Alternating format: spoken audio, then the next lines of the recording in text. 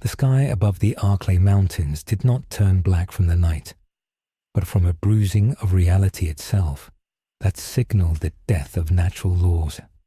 The infection had already surpassed the biological threshold and begun to rot the metaphysical foundations of the localized reality.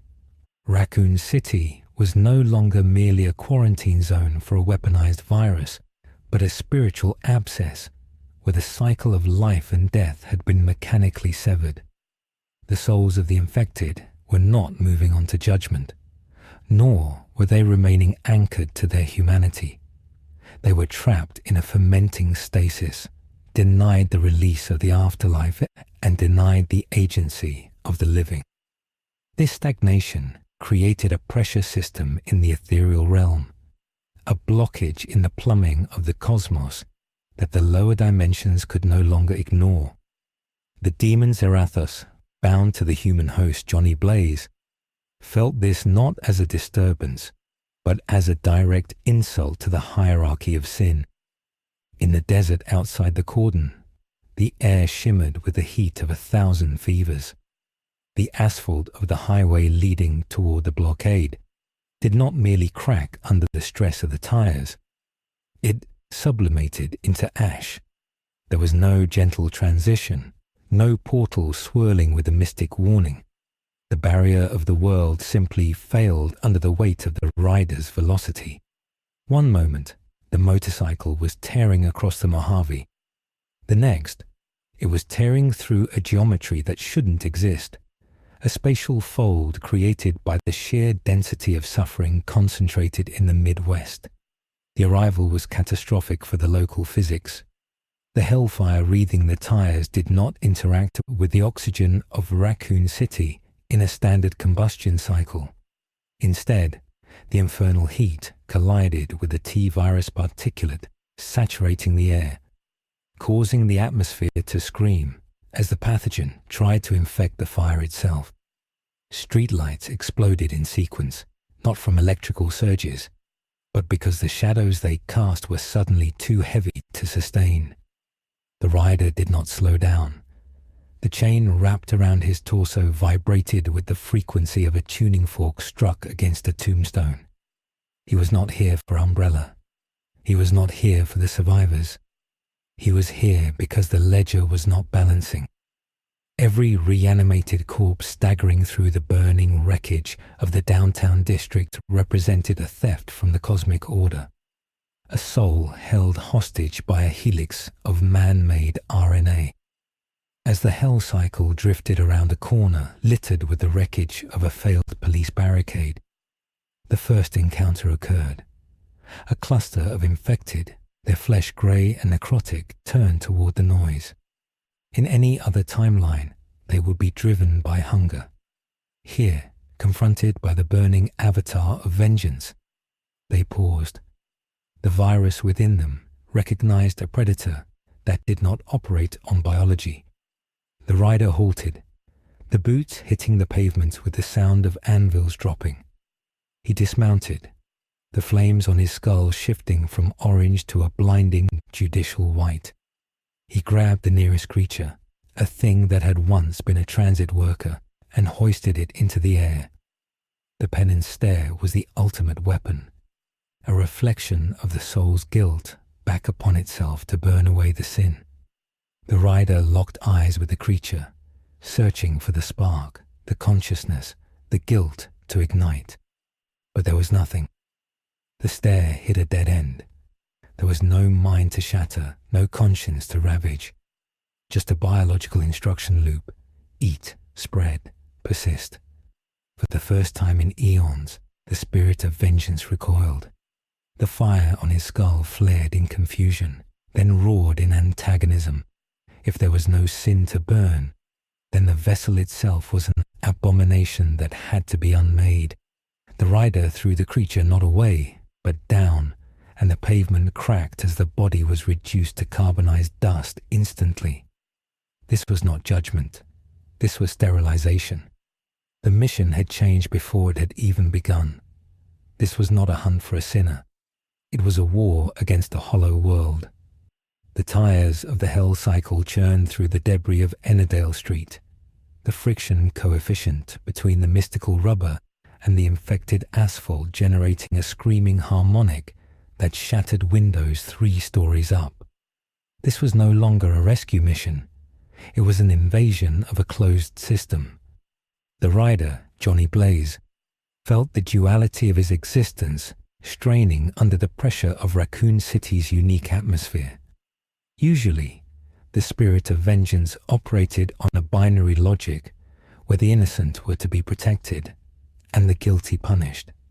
But the T-virus had introduced a third variable that the demon Zarathos found infuriatingly opaque. The creatures wandering these streets were effectively dead, their souls evicted, yet their bodies persisted in a mockery of life fueled by a biological imperative that mimicked the hunger of the damned. To the rider, they were empty vessels, cosmic trash that needed to be incinerated to clear the board. But Blaze, buried deep within the burning skull, pushed back against the indiscriminate purge. He sensed the flickering lights of true souls amidst the ocean of the hollows, terrified sparks of humanity hiding in dumpsters, barricaded in shops, and trembling in the sewers. The rider's initial instinct was to unleash a radial burst of hellfire that would cleanse the city block by block, turning the infected and the infrastructure to glass. But Blaze's will acted as a governor, forcing the demon to discriminate. This internal conflict caused the flames on the rider's shoulders to sputter and flare erratically, casting shadows that moved independently of the light sources. Jill Valentine did not understand what she was seeing. She was pressed into the doorway of a looted boutique, her breathing ragged, her beretta down to its last magazine. The creatures had been herding her, a pack intelligence emerging from the chaos, driving her toward a choke point at the intersection. She had prepared herself for the teeth, for the tearing of flesh, for the inevitable transformation. Instead, the night turned white. The roar of an engine that sounded like a tectonic plate shifting preceded the arrival of the entity. The pack of zombies that had cornered her did not turn to face the new threat. They simply dissolved. It was not the explosion of a grenade or the incendiary burst of a flamethrower. A wave of heat, dry and absolute, washed over the intersection, and the walking corpses crumbled into carbon dust. There was no smell of cooking meat, only the scent of ozone and ancient dry ash. The motorcycle skid to a halt in the center of the kill zone, the wheels carving trenches into the road that immediately glowed with molten residue. Jill lowered her weapon, her tactical mind struggling to categorize the threat. It looked like a man, dressed in leather similar to a biker, but the head was a bare skull wreathed in fire that defied the wind. The chain wrapped around its chest rattled with a sound that vibrated in her teeth. This was not Umbrella. This was not a mutation. This was something that rendered her training with Delta Force irrelevant. The rider dismounted, the heavy boots crunching on the layer of fresh ash that had been a dozen infected humans seconds ago.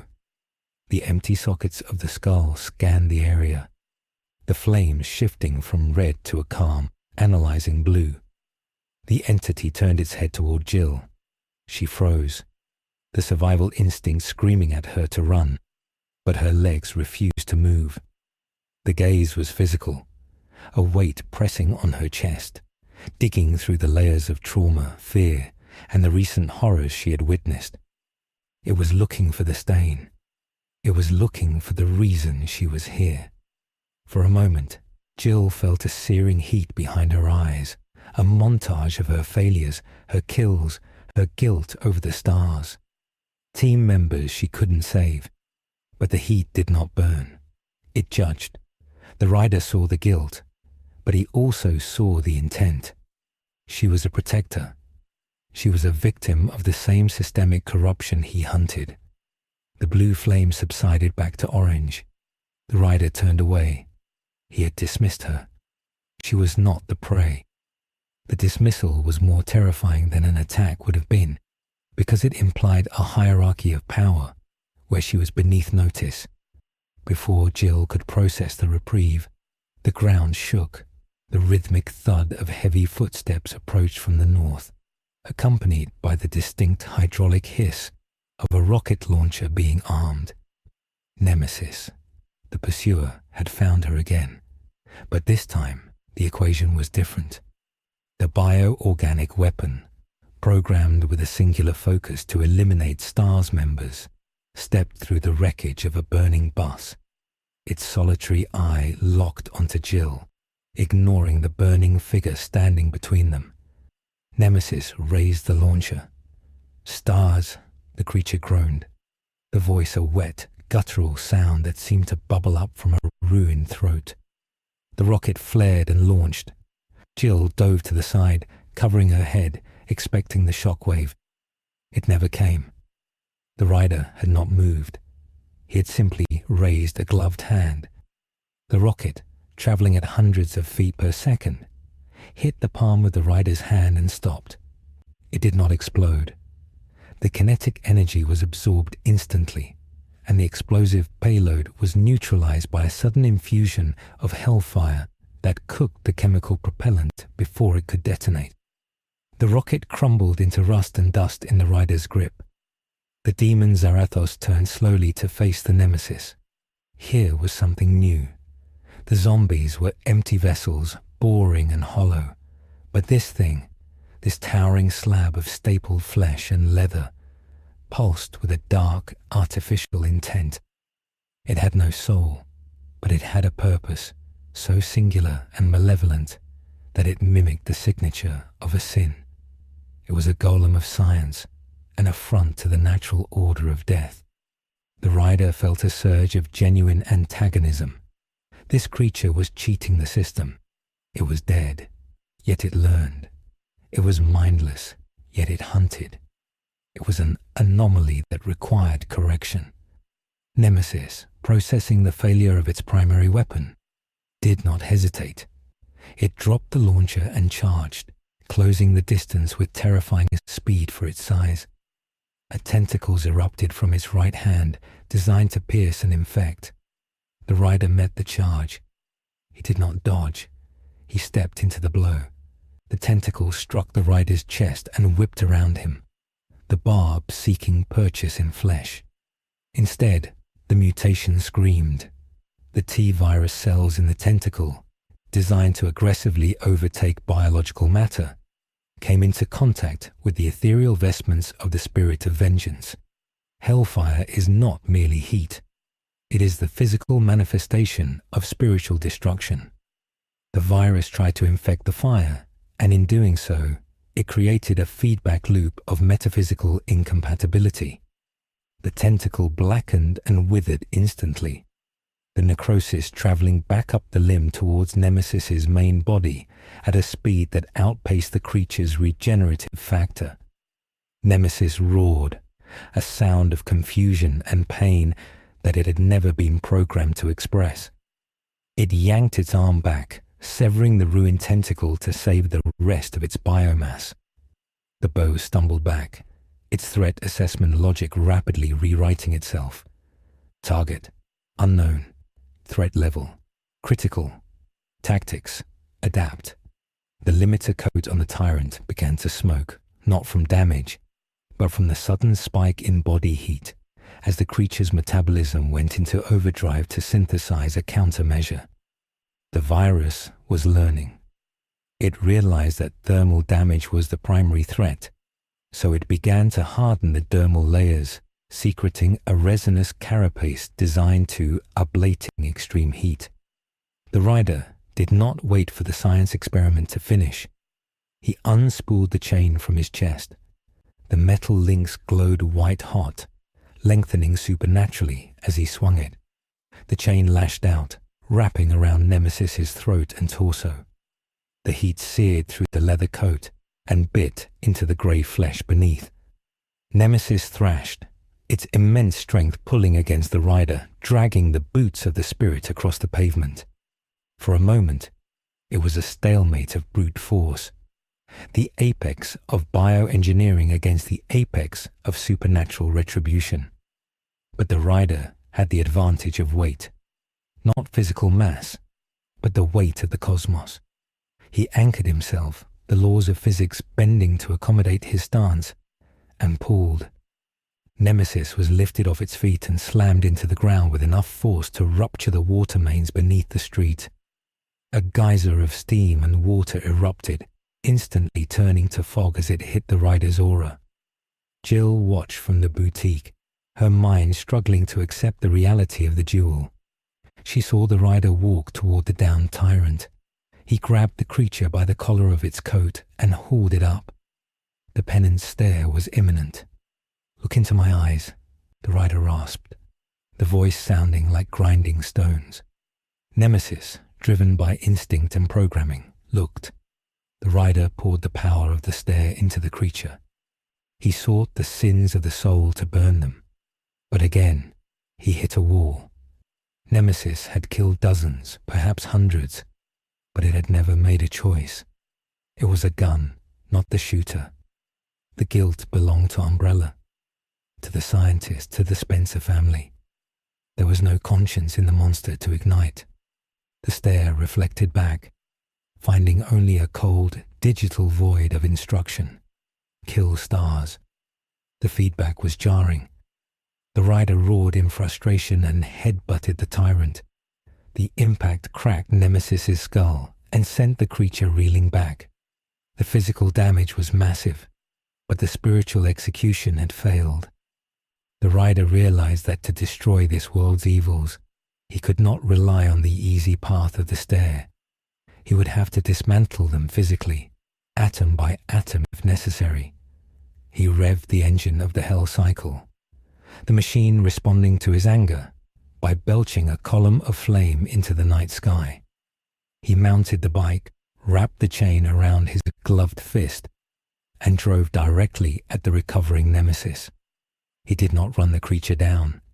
He used the bike as a battering ram, slamming the front wheel into the creature's chest and keeping the throttle open. The spinning tire, wreathed in hellfire, acted as a grinder, chewing through the reinforced ribcage, incinerating the heart and the parasitic organism nesting there. Nemesis shrieked, a sound that transitioned from organic to mechanical, and then fell silent as the rider drove completely through the torso, exiting out the back in a shower of gore and ash. The rider skidded to a stop and looked back. The two halves of Nemesis lay on the street, twitching. The virus was already trying to bridge the gap, tendrils of flesh reaching out to reconnect the severed torso. It was not dead. It was merely inconvenienced. The rider understood then that this infection was a mockery of eternity. It would not stop until every cell was annihilated. He didn't have time to babysit a puddle of regenerating slime. He had sensed a greater concentration of this hollow energy, a massive hive mind of suffering located somewhere to the north, beneath the mountains. The Arclay laboratory, the source. As the rider sped off, leaving a trail of burning tire tracks, Jill Valentine stepped out of the shadows. She looked at the smoking remains of Nemesis. The creature was already beginning to knit itself together, the biomass bubbling and expanding, fueled by the trauma. The rider had bought her time, but he had also triggered an evolution. The Nemesis that rose from that pavement would be harder, faster, and more resistant to heat. Jill reloaded her Beretta, her hands shaking. She realized that the rules of the outbreak had changed. They were no longer just surviving a viral incident. They were caught in the crossfire of a war between biology and theology. She keyed her radio. "Carlos, do you copy? You're not going to believe this. Across the city, at the Raccoon City Police Department, the atmosphere was shifting. Leon S. Kennedy was barricaded in the main hall, trying to coordinate the few survivors huddled on the second floor. The precinct was a fortress under siege, the windows boarded up, the groans of the undead a constant background noise. But then the noise changed. The temperature in the main hall began to rise. The heavy oak doors of the entrance rattled in their frames. Claire Redfield, checking the ammunition supplies near the reception desk, looked up, sweat beading on her forehead. "Leon, is it the fire? Is the building burning?" Leon shook his head, checking the thermometer on the wall. It was spiking. "No smoke," he said, his voice tight. "Just heat." Outside, the hell cycle tore past the precinct. It did not stop, but its passage was enough to destabilize the siege. The vibration caused the barricades on the lower windows to collapse. A wave of lickers, those blind, skinless abominations that relied on sound, had been scaling the outer walls. As the rider passed, the sonic boom of the bike overloaded their exposed hearing organs. Dozens of lickers fell from the walls, writhing in agony on the steps of the RPD, their brains hemorrhaging from the acoustic trauma. Inside, the glass of the skylights shattered, raining shards down on the marble floor. Leon raised his shotgun, expecting a breach. Instead, he saw the aftermath of the drive-by. Through the broken front doors, he saw the street outside glowing with a spectral light. The zombies that had been pounding on the doors were gone, reduced to piles of smoking clothes. The immediate threat was neutralized, but the fear in the room spiked. This was power on a scale that made the G-virus look like a biological quirk. Leon had seen monsters, but he had never seen the environment itself recoil from an entity. "We need to move," he told Claire. "Whatever that was, it's clearing a path, but it's also waking up everything else." Deep underground, in the nest facility, the sensors of the Red Queen flashed crimson. The artificial intelligence monitoring the hive and the surrounding quarantine zone was processing data that violated its core programming parameters. Thermal sensors indicated a localized temperature spike moving at 140 miles per hour toward the facility's secret access points. The energy signature did not match any known combustion profile. It contained 0 chemical fuel markers. It was pure energy, seemingly generated from nothing. The Red Queen analyzed the trajectory. The entity was coming here. The AI calculated the probability of containment failure, 100%. In a cold, sterile observation room, a man in a silver trench coat watched the monitors. Albert Wesker adjusted his sunglasses, his composure unshakable, though his interest was piqued. He watched the footage of the rider decimating the Nemesis. He replayed the frame where the rocket dissolved in the rider's hand. "Fascinating," Wesker murmured. He tapped a command into the console, overriding the Red Queen's lockdown protocols for the outer perimeter. "Let him in. I want to see how the B.O.W.s prototype reacts to a subject with such potential." Wesker did not view Ghost Rider as a hero or a demon. He viewed him as a resource. The T-virus and its successors were attempts to force human evolution, to create a god. And now, a god had arrived on his doorstep. Wesker's hubris was his defining trait. He believed he could dissect anything, understand it, and bring it under his control. He did not understand that he was inviting a force that existed outside the laws of biology he worshipped. He was opening the door to a force that judged the very soul he had long ago discarded. Back on the surface, the rider hit the outskirts of the city, heading toward the forest. The trees here were infected, the bark grey and oozing, the leaves black. As the rider passed, the forest caught fire. But this was hellfire. It did not spread with the wind. It spread with intent. The trees, corrupted by the leakage from the mansion and the labs, burned with a screaming sound as the sap boiled. The rider was carving a highway of purification through the woods. Johnny Blaze was screaming inside the skull now. "We can't burn it all. If you burn the forest, you burn the people hiding in it." "They are already dead," Zarathos countered, his voice a thought that cracked Blaze's psyche. "The soil is sour. The water is poison. I am the cure." "No." Blaze exerted his will, grabbing the mental handlebars, forcing the rider to swerve. The bike skidded, crashing through the gates of the Raccoon City cemetery. The rider tumbled, the bike spinning away. He stood up, the flames roaring higher. He was surrounded by graves, and because this was Raccoon City, the graves were opening. The T-virus had seeped into the groundwater, into the coffins. The dead here were not fresh. They were skeletal, rot-infested things, ancient and brittle. They clawed their way out of the mud, drawn by the life force of the rider. This was a mistake. The rider looked at the rising army of the actual dead, not just the infected living. This was necromancy. This was his jurisdiction. The conflict between Blaze and Zarathos vanished instantly. They agreed on this. The desecration of the grave was a sin that overrode the complexity of the virus. The rider unspooled his chain, and for the first time since arriving he laughed. It was a dry, terrible sound. He whipped the chain in a wide circle, the links catching fire. He wasn't just going to break their bones. He was going to burn the animation spell, the virus, out of their marrow. As the rider began his work in the cemetery, a shadow watched from the mausoleum roof. A hunter-gamer, its reptilian eyes blinking, observed the carnage. It chattered a signal, a pheromone release that drifted on the wind back toward the city, back toward the police station, back toward the chaos. The ecosystem of Raccoon City was reacting. The apex predators were realizing they were no longer at the top of the food chain.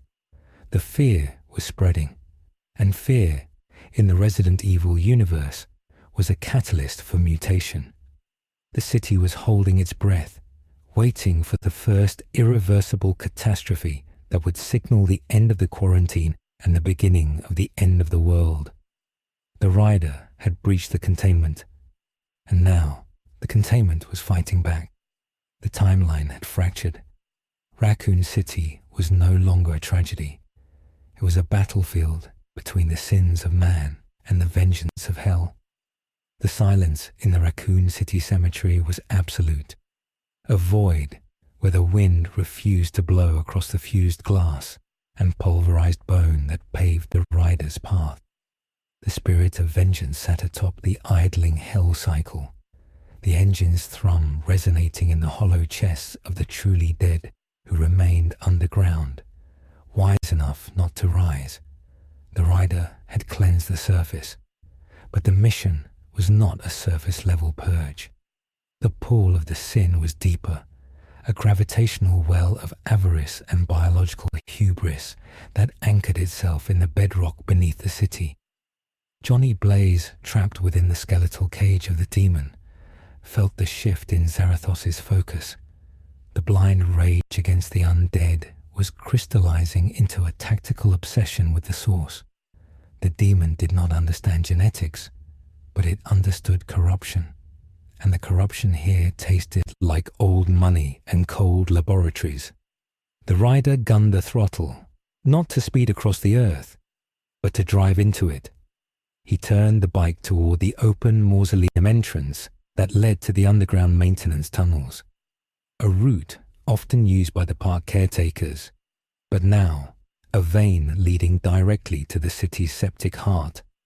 As the bike descended into the darkness, the flames on the wheels illuminated the damp, moss-slicked walls, the heat instantly vaporizing the moisture into a thick, blinding fog.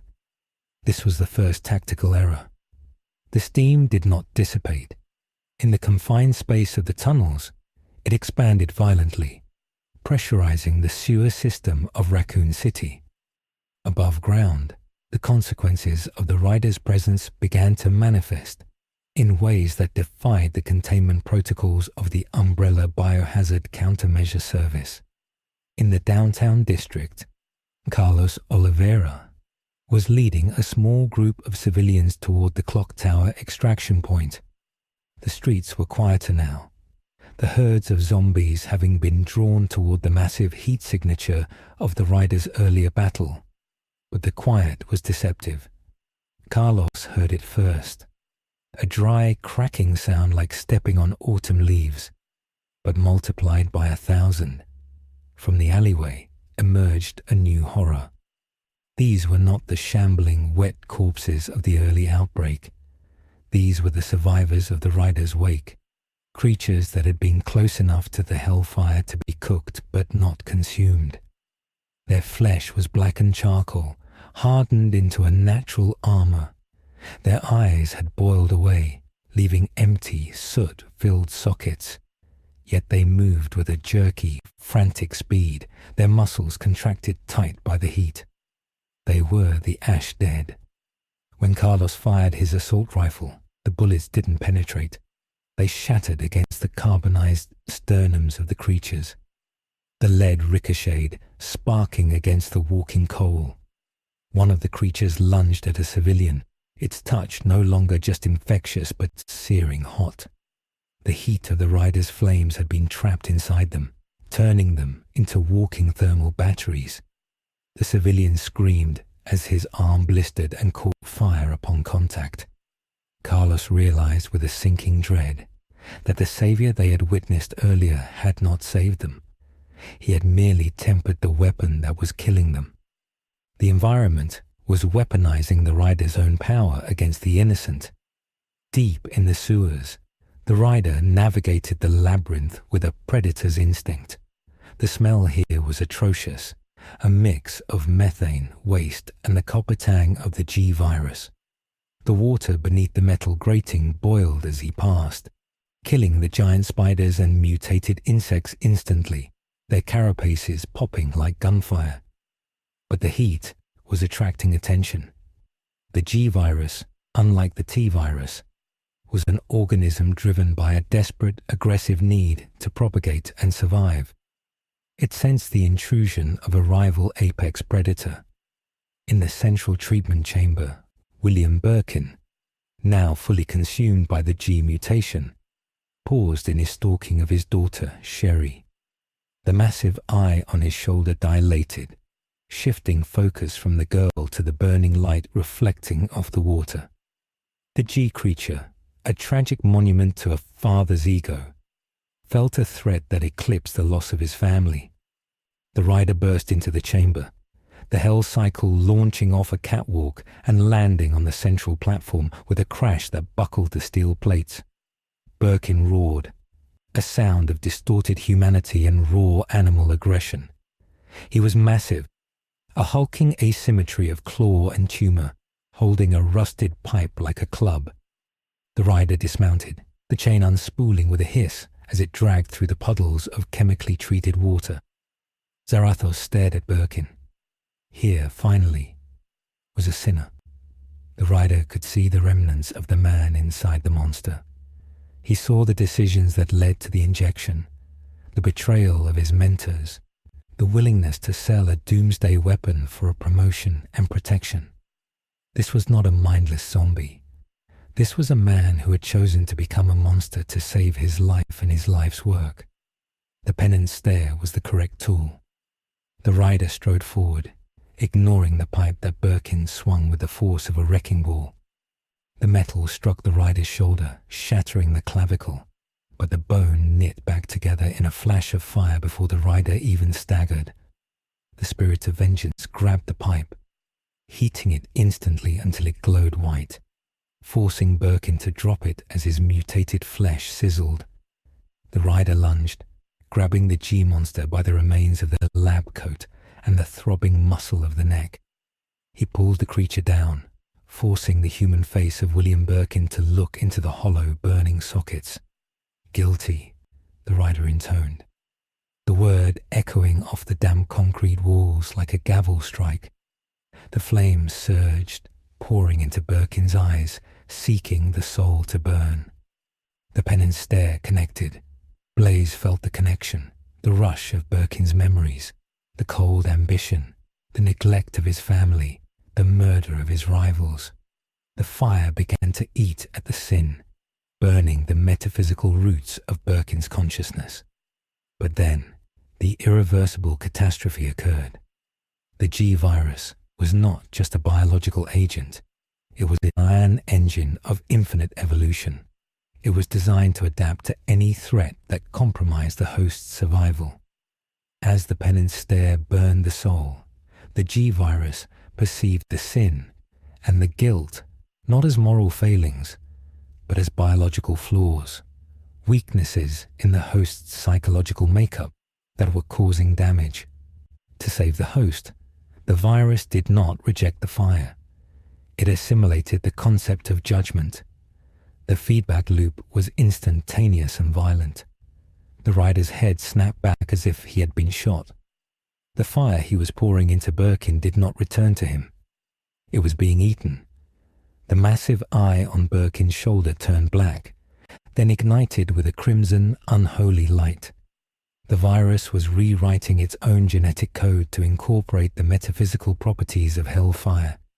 It was evolving a resistance to damnation. Birkin shrieked, but it wasn't a scream of pain anymore. It was the sound of a reactor going critical.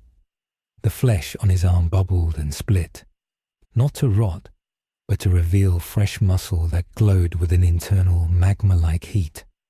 The G-virus had bridged the gap between biology and magic. It had learned to metabolize hellfire as an energy source. The rider tried to break the connection, to pull back the stare, but Birkin held on. The mutated claw gripped the rider's skull, crushing the bone, the fingers burning but regenerating faster than the fire could consume them. Unworthy, the distorted voice of Birkin bubbled up, layered with a demonic resonance that shouldn't belong to a biological entity. The creature grew, the biomass expanding rapidly, fueled by the infinite energy of the rider's attack. Spikes of bone erupted from Birkin's back, wreathed in dark red flames. He was no longer just G. He was an avatar of biological sin. He threw the rider across the chamber. The spirit of vengeance slammed into the concrete wall, embedding himself 3 feet deep in the masonry. The hell cycle, sensing its master's distress, revved and launched itself for Birkin. But the monster backhanded the bike with a fist the size of a compact car, sending the machine spinning into the dark water below. The rider pulled himself from the wall, the flames on his skull flickering wildly. Blaze was screaming in the void. "He's eating it. He's eating the fire. Stop giving him power." Zarathos was confused. The demon had existed since before the concept of time, and never had a mortal disease dared to steal the fire of hell. This was an insult that demanded total annihilation. The rider summoned a ball of hellfire in his hand, ready to hurl it, but he hesitated. The heat radiating from Birkin was now matching his own. If he threw more fire, he might just be feeding the beast. The stalemate was broken not by combat, but by the structural failure of the city itself. The intense heat generated by Birkin's evolution caused the water in the treatment plant to flash boil. The steam pressure blew the valves. The ceiling of the chamber cracked. Above, on the streets of Raccoon City, the manhole covers exploded into the air like mortar rounds. Columns of radioactive steam and red fire erupted from the sewers, tearing through the asphalt. A city block near the RPD collapsed as the foundations liquefied. The rider had not saved the city. He had accelerated its destruction. The battle had shifted from a quarantine breach to a geological event. In the chaos of the collapsing chamber, Sherry Birkin, hiding in the ventilation ducts, watched her father transform into a demon. She screamed, and the sound cut through the roar of the steam. The rider heard it. The innocence, the mandate to protect the innocent flared, overriding the desire to destroy the guilty. He could not fight this G-hell spawn here without bringing the entire city down on top of the girl. The rider made a choice that defied his nature. He retreated.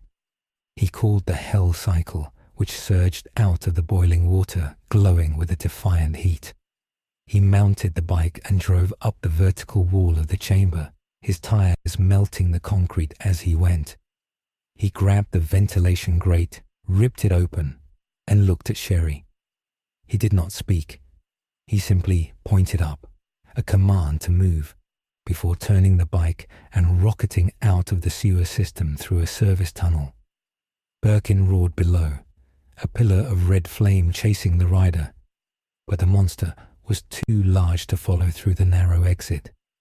The G creature remained in the dark, pulsating, growing, its mind now expanded by the taste of the rider's power. It was no longer just looking for Sherry. It was looking for a way to burn the world. As the rider burst back onto the surface, the sky had changed. The clouds were swirling in a vortex above the city, drawn by the thermal anomaly. The rider skidded to a halt near the RPD station, the bike smoking. He looked at his hands. The gloves were singed. For the first time, he felt a drain. The transaction with Birkin had cost him power, and worse, he had left a piece of himself down there. The logic of the Resident Evil universe, survival of the fittest, had trumped the logic of the Marvel universe, punishment of the wicked. The virus had proven that it could adapt to anything, even judgment. Inside the RPD, the situation had become critical. The eruption of the sewers had compromised the basement levels. Lickers and giant spiders were fleeing the heat, swarming up into the precinct. Leon Kennedy was firing his shotgun until the barrel smoked, backing up the stairs. "Claire, the basement door is gone. They're coming up," he shouted. Claire Redfield was trying to barricade the library door, but the wood was splintering under the assault of the Ash Dead, who had breached the perimeter. The heat coming off them was setting the books on fire. The precinct was becoming an oven. Suddenly, the wall of the main hall exploded inward. The rider entered, not through the door, but through the masonry, the hell cycle acting as a wrecking ball. He landed in the center of the chaos, the presence of the spirit of vengeance momentarily stunning the horde. But this time, the rider did not attack the monsters. He looked at Leon. The flames on the skull were dim, a deep, angry crimson. He pointed a finger at the young cop. "You," the rider rasped. "The girl. Below." It was a directive. The rider knew he couldn't go back down there without feeding the beast. But the girl needed to be saved. He was delegating. It was a breach of his solitary code, an admission that the complexity of this world required human hands. Leon stared at the burning entity, the reality of the situation crashing down, the monster in the sewers. This thing knew about Sherry. Before Leon could respond, the windows of the RPD blew out. A helicopter gunship rose into view, the searchlight blinding them. Umbrella had arrived, but not to rescue. The sides of the helicopter bore the logo of the UBCS, but the markings were modified. This was a containment team specifically deployed to neutralize the Type Z anomaly. The rider. A rail gun mounted on the side of the chopper whined as it charged. The rider looked up, his jaw opening in a silent snarl. He whipped his chain, sending it lashing upward. It snagged the landing skid of the helicopter. The pilot tried to pull up, but the rider anchored himself to the marble floor, his boots cracking the stone. He wasn't letting them leave. He wasn't letting them interfere. The railgun fired. A slug of tungsten traveling at Mach 7 slammed into the rider's chest. The impact was cataclysmic. The rider was blown backward, smashing through the reception desk and into the back wall. The chain went slack. The helicopter banked, preparing for a second shot. Leon and Claire were thrown to the ground by the shockwave. When the dust settled, the rider was gone. There was a hole in the wall leading to the back alley, and a trail of burning fluid, ectoplasmic blood, leading away. The spirit of vengeance had been hurt. The laws of physics, applied with sufficient force and technological cruelty, could still stagger a god. In the shadows of the alley, Johnny Blaze retook control, gasping for air, clutching his chest where the spectral ribs were knitting themselves back together. The pain was excruciating. The physical trauma forces the human host to the surface. "We're over our heads," Blaze whispered to the demon. "This isn't a simple haunt. They have weapons that can hurt us, and that thing in the sewer, it's part of us now." Zarathos growled in the back of his mind, a low rumble of humiliated fury. The demon wanted to go full Nova, to unleash the full power of the Ghost Rider, but Blaze held him back. If they released that much power, they would nuke the city, and there were still innocents here. Meanwhile, back in the sewers, the entity that was once William Birkin began to climb. It did not use ladders. It melted the stone and climbed through the molten slag. The G-virus, now infused with the essence of vengeance, had a new directive. It didn't just want to propagate, it wanted to judge. It had absorbed the twisted morality of the Penance Stare. It looked at the city above, at the umbrella operatives, at the stars, and it saw guilt. It saw targets. The G-Hell spawn was coming to the surface, and it believed itself to be the true angel of death. The catastrophe was complete. The rider had not just failed to stop the monster, he had inadvertently created a messiah for the monsters. In the nest control room, Albert Wesker watched the telemetry from the sewer battle. His eyes widened behind his sunglasses. The energy readings from Birkin were off the charts. "Magnificent," he whispered. He keyed a secure channel to the mysterious organization he worked for. "Cancel the airstrike," he ordered. "I want a sample. The G-virus has successfully hybridized with the anomaly. We are looking at the birth of a new god." Wesker stood up, checking his weapon. He decided it was time to intervene personally. He needed that sample before the city was destroyed. He moved with a speed that blurred the air, heading toward the surface. The board was set for a three-way war. The rider, wounded and furious. The umbrella forces, armed with god-killing tech. And the Hell G, a biological nightmare with a theological mandate to burn the world. Raccoon City had hours left, at best. The dawn would not bring light.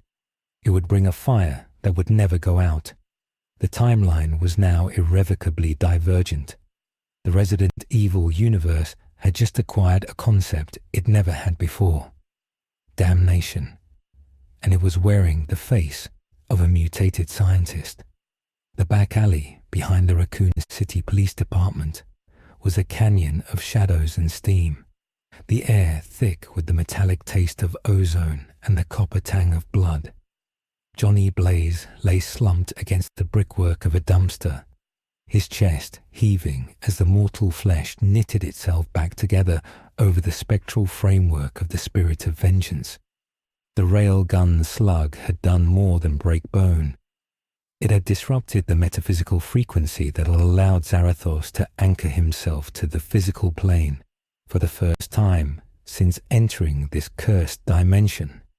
The rider was flickering, the flames on the skull dimming to the color of dying embers.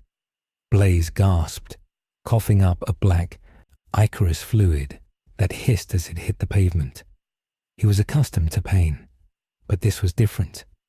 The physics of this world were hostile, heavy, and aggressively Darwinian. In the Marvel universe, magic was a recognized force, a law unto itself. Here, in the sphere of Umbrella's influence, science was the only god, and it was a jealous deity that sought to dismantle anything it could not dissect. The G-virus strain now coursing through the sewer system had tasted the rider's power and sent a ripple effect through the local reality. The city was no longer just infected. It was adapting to the presence of hell. The rats scurrying past Blaze's boots did not fear him anymore. Their eyes glowed with a faint, reddish luminescence, and their fur smoked. They were the bottom feeders of a new ecosystem, where biology and damnation had merged. Inside the precinct, the situation had deteriorated from a siege to a massacre. Leon Kennedy stood at the top of the main hall staircase, his uniform torn, his face smeared with soot and grime. Below him, the main hall was a kill box. The ash dead, the reanimated corpses that had survived the riders' initial pass, were swarming the barricades. These were not the sluggish zombies of the early outbreak. Their muscles had been cooked into hard leather-like cables, granting them a burst of speed and strength that shattered the wooden pews piled against the doors. Worse, they radiated heat. When they grabbed a survivor, the skin didn't just tear, it blistered and boiled. Leon fired his shotgun, the buckshot striking an ash-dead in the chest. The creature didn't fall. The impact cracked the carbonized ribcage, releasing a puff of superheated gas that blinded the officer next to it. "Don't let them get close," Leon screamed, reloading with trembling hands. "Headshots don't work if their brains are already ash. Break the legs." Claire Redfield was on the balcony, providing covering fire with a grenade launcher she had scavenged from the stars. "Office." She fired a round into the cluster at the door. The explosion was muffled by the density of the bodies, but the shockwave shattered the brittle limbs of the ash dead. They collapsed into piles of twitching, burning debris. But they did not stop moving. They crawled, dragging their torsos over the broken marble, driven by a relentless, heated hunger. Suddenly, the ceiling of the main hall groaned. The reinforced glass of the skylight, already cracked, finally gave way. But it wasn't the ash dead coming through. A heavy, dark shape dropped from the night sky, landing with a colossal impact that shook the building to its foundations and crushed 3 of the ash dead into powder. The dust cleared to reveal a towering figure, clad in a trench coat that seemed woven from ballistic polymer. It stood 7 feet tall, its face a grey, emotionless mask. The Tyrant T-103, codenamed Meister X, had been deployed. Umbrella had authorized the release of their heavy hitters to sanitize the station and retrieve the G-sample. But the mission parameters had been updated. The Tyrant scanned the room, its optical sensors cycling through thermal and motion filters. It ignored the survivors. It ignored the ash dead. It turned its head slowly, locking onto the heat signature radiating from the back alley. Its programming was specific. Neutralize the anomaly. The Tyrant began to walk, plowing through the horde of burning zombies as if they were tall grass. The ash dead clawed at its trench coat, their heat searing the fabric, but the Tyrant didn't flinch. It backhanded a creature with enough force to decapitate it, the head flying across the room and smashing into a pillar. Mr. X reached the back wall, clenched a fist the size of a cinder block, and punched. The masonry exploded outward. In the alley, Blaze heard the wall collapse. He looked up, his eyes widening as the massive grey figure stepped through the dust cloud. The rider sensed the absence of a soul immediately. This was not a man. It was a biological machine, a golem of science indistinguishable from the Nemesis he had fought earlier, yet colder, more precise. Mr. X did not pause to posture. It marched towards Blaze, its gait heavy and rhythmic. Blaze tried to summon the change, to call Zarathos forward, but the demon was sluggish, recoiling from the earlier trauma. "Not now," Blaze gritted out, scrambling backward. "Come on, you bone-headed bastard, wake up." Mr. X reached down, grabbing Blaze by the throat. The grip was hydraulic in its power. Blaze was lifted off his feet, his windpipe compressing. The Tyrant squeezed, intending to crush the cervical vertebrae, The pain was the catalyst. The threat of mortal death woke the spirit. The flesh of Johnny Blaze's face burned away in a flash of white-hot ignition. The skull emerged, roaring in defiance. The hellfire exploded point-blank into the Tyrant's face. In any other reality, the Tyrant's head would have melted. But Umbrella had learned. The trench coat was not just armor, it was a limiter and a heat sink. The material absorbed the thermal shock, glowing cherry red but holding its integrity. The Tyrant did not let go. It calculated the temperature rise and adjusted its grip force to compensate for the expanding gases. It slammed the rider into the ground, cracking the pavement. Then it raised a fist and brought it down like a pile driver. The rider caught the fist. The two forces collided. The supernatural strength of a demon against the bioengineered perfection of a tyrant. The ground beneath them buckled, creating a crater. The rider laughed, a dry, cracking sound. "You hit hard," the rider rasped, "but you have no conviction." The rider channeled the hellfire through his hands, not to burn, but to overpressure. He grabbed the tyrant's wrist and poured energy into the creature's circulatory system. The T-virus fluids inside Mr. X began to boil. The tyrant twitched, its stoic mask cracking as the internal pressure spiked. It released the rider and staggered back, steam venting from the seams of its coat. Before the rider could press the advantage, a blur of motion cut through the alley. It was faster than the tyrant, faster than human perception. A figure in a black trench coat moved across the walls, defying gravity with a casual arrogance. Albert Wesker landed on top of the dumpster, looking down at the rider with clinical fascination behind his sunglasses. He held a modified samurai edge tailored for high-velocity combat. "Remarkable," Wesker said, his voice smooth and devoid of fear. "The energy output is consistent with a small nuclear reactor, yet there is no radiation, just heat and emotional projection." Wesker was analyzing the rider not as a myth, but as a dataset. He wanted to know how it worked. He wanted to own it.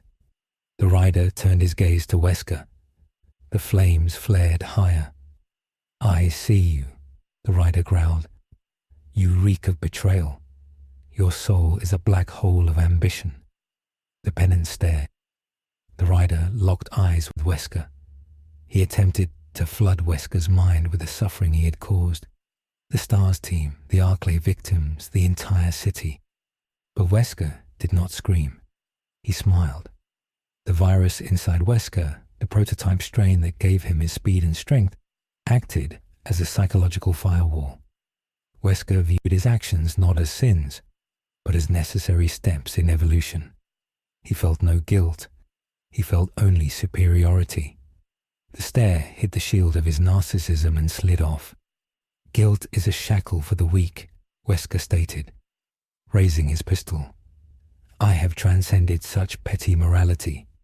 He fired 3 shots in rapid succession. The bullets were not lead.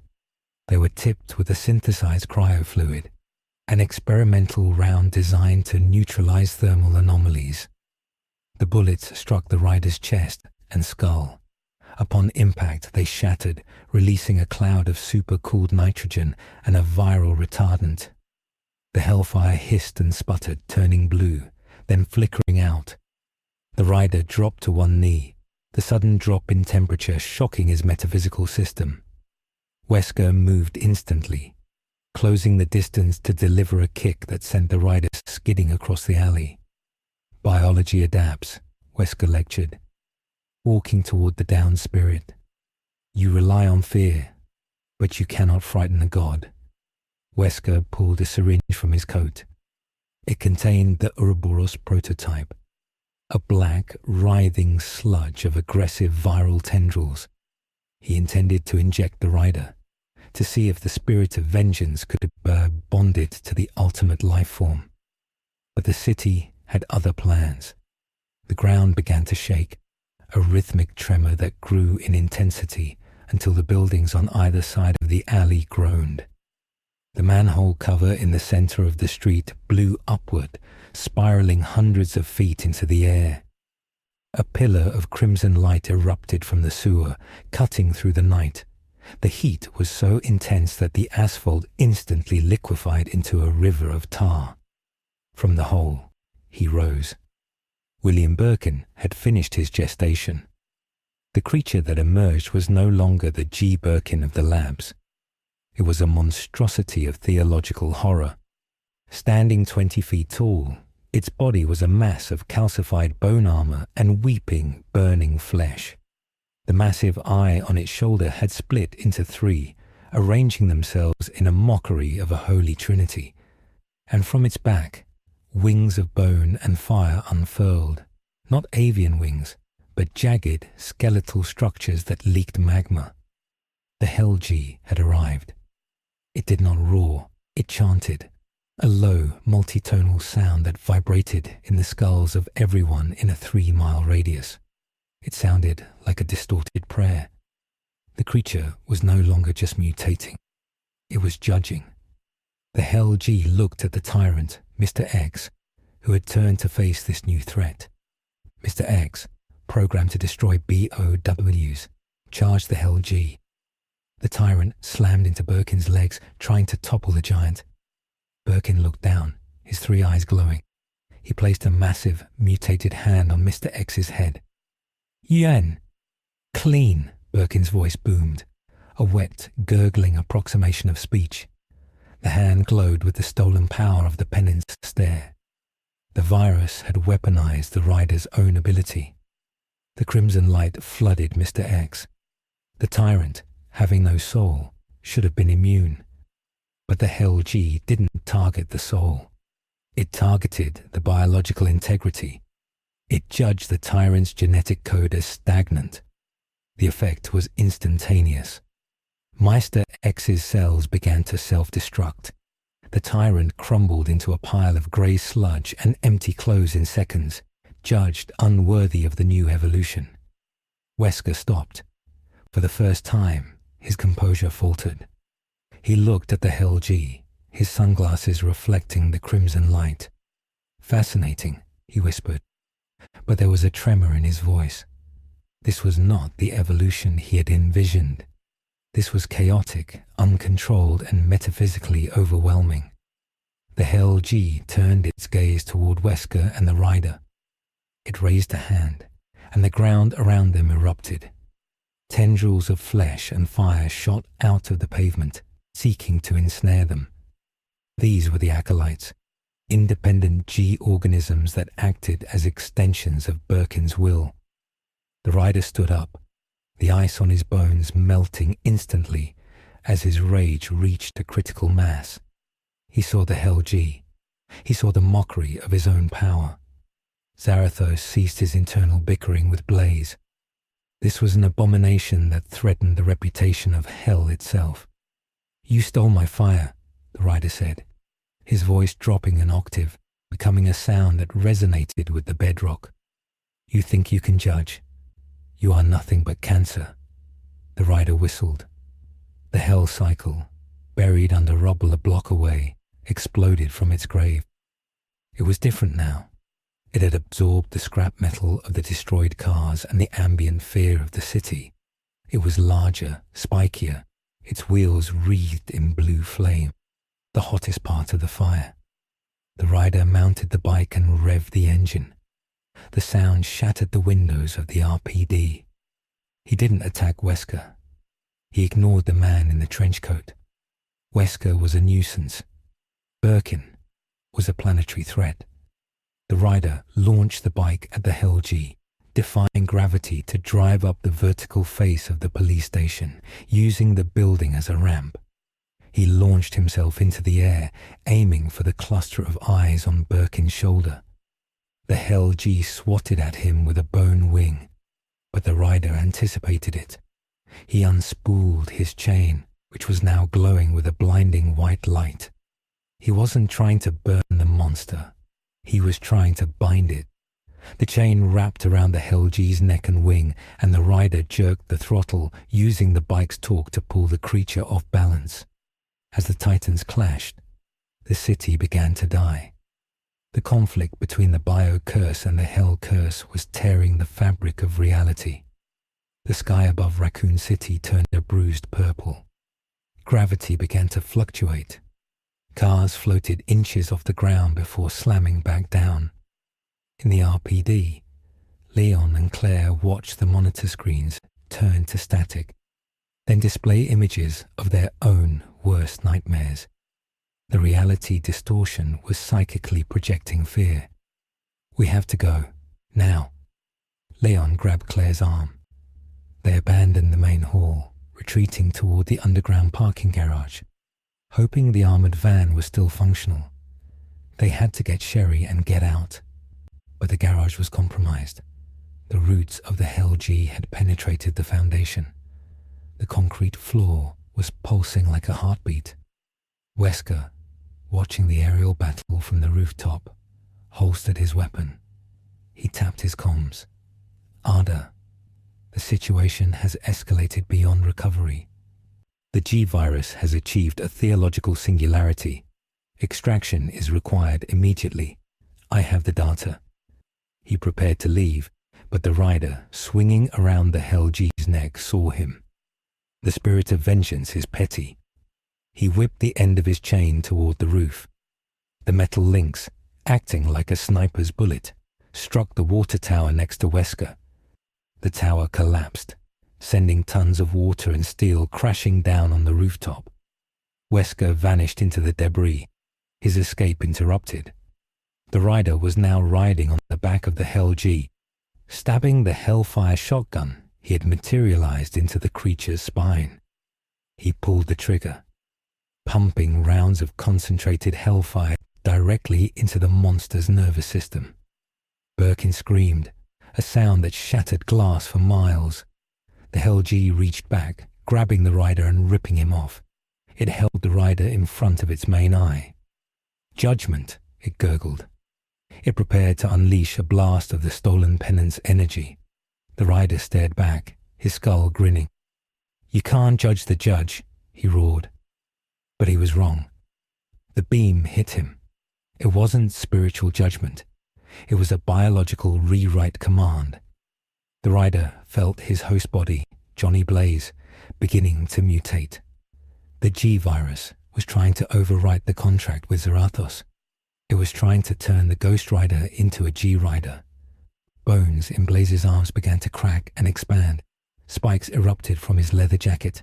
The fire on his skull turned purple. Blaze screamed, his mind fracturing under the assault of the alien DNA. "Zarathos, burn it out. Burn it all out." "I cannot," the demon roared back. "It is bonding to the sin.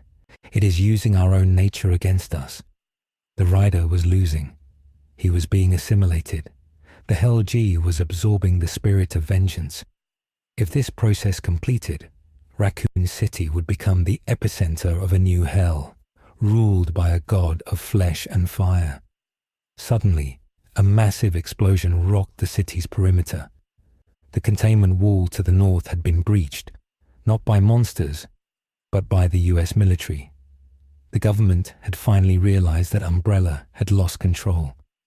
A squadron of A-10 warthogs screamed over the city, dropping a payload of bunker-busting bombs on the downtown area. The explosions walked a line of destruction toward the battling entities. The concussive force knocked the Hell-G sideways. The creature dropped the rider. Blaze fell 20 stories, crashing through the roof of a department store. He lay in the ruins of the cosmetics aisle, his body twisting, half demon, half mutant. He looked at his hand. It was a claw. The G-virus was winning. But the airstrike had done something else. It had ruptured the underground gas lines that fed the entire district. The city was sitting on a massive pocket of natural gas, now leaking into the air, mixing with the T-virus particulate and the hellfire residue. The atmosphere was primed for a thermobaric event of apocalyptic proportions. The rider sensed it, the potential energy. He couldn't beat Birkin with strength.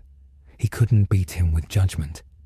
But he could beat him with the one thing the virus couldn't adapt to fast enough: total annihilation. The rider forced himself up, the mutation fighting him every step. He needed to ignite the atmosphere. He needed to turn Raccoon City into a single, momentary star. But doing so would kill Leon. It would kill Claire. It would kill Sherry. The dilemma froze him. The mutation spread to his shoulder, a giant eyeball opening on his leather jacket, looking at him with his own face. "Let us become," the eye whispered. "No," Blaze snarled. He reached into his jacket and pulled out the one thing he had kept from his old life, a photo of Roxanne. It was charred, crumbling, a totem of his humanity. He focused on it, using the memory of love to anchor his soul against the biological invasion. The flames on his skull flared back to orange. He pushed the mutation back, burning the G cells out of his own system through sheer willpower. It was agonizing. He was self-immolating to stay pure. High above, the Hell G recovered. It spread its wings, blotting out the moon. It began to draw in the gas, the fire, the virus, preparing to unleash a wave of energy that would convert the entire Midwest into a G ecosystem. The rider looked up.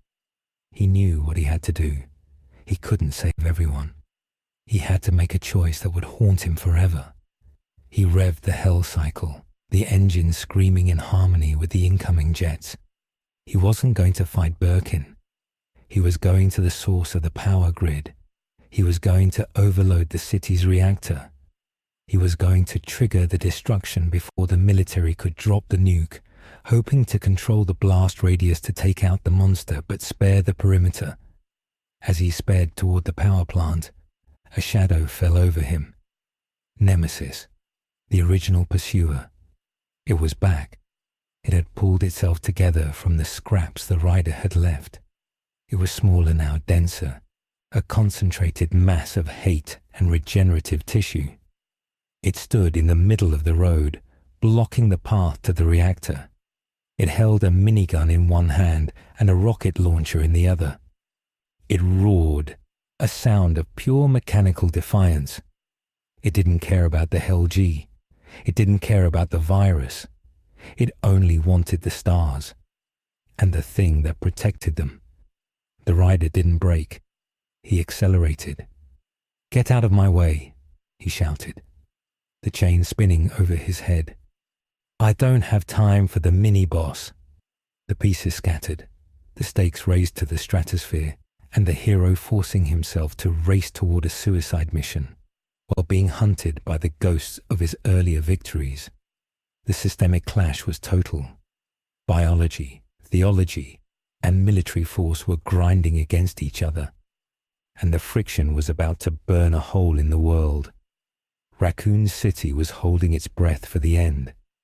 The collision between the hell cycle and the compacted form of Nemesis was not a crash of metal on meat, but a seismic event that registered on the seismographs at the clandestine umbrella monitoring station 3 miles away.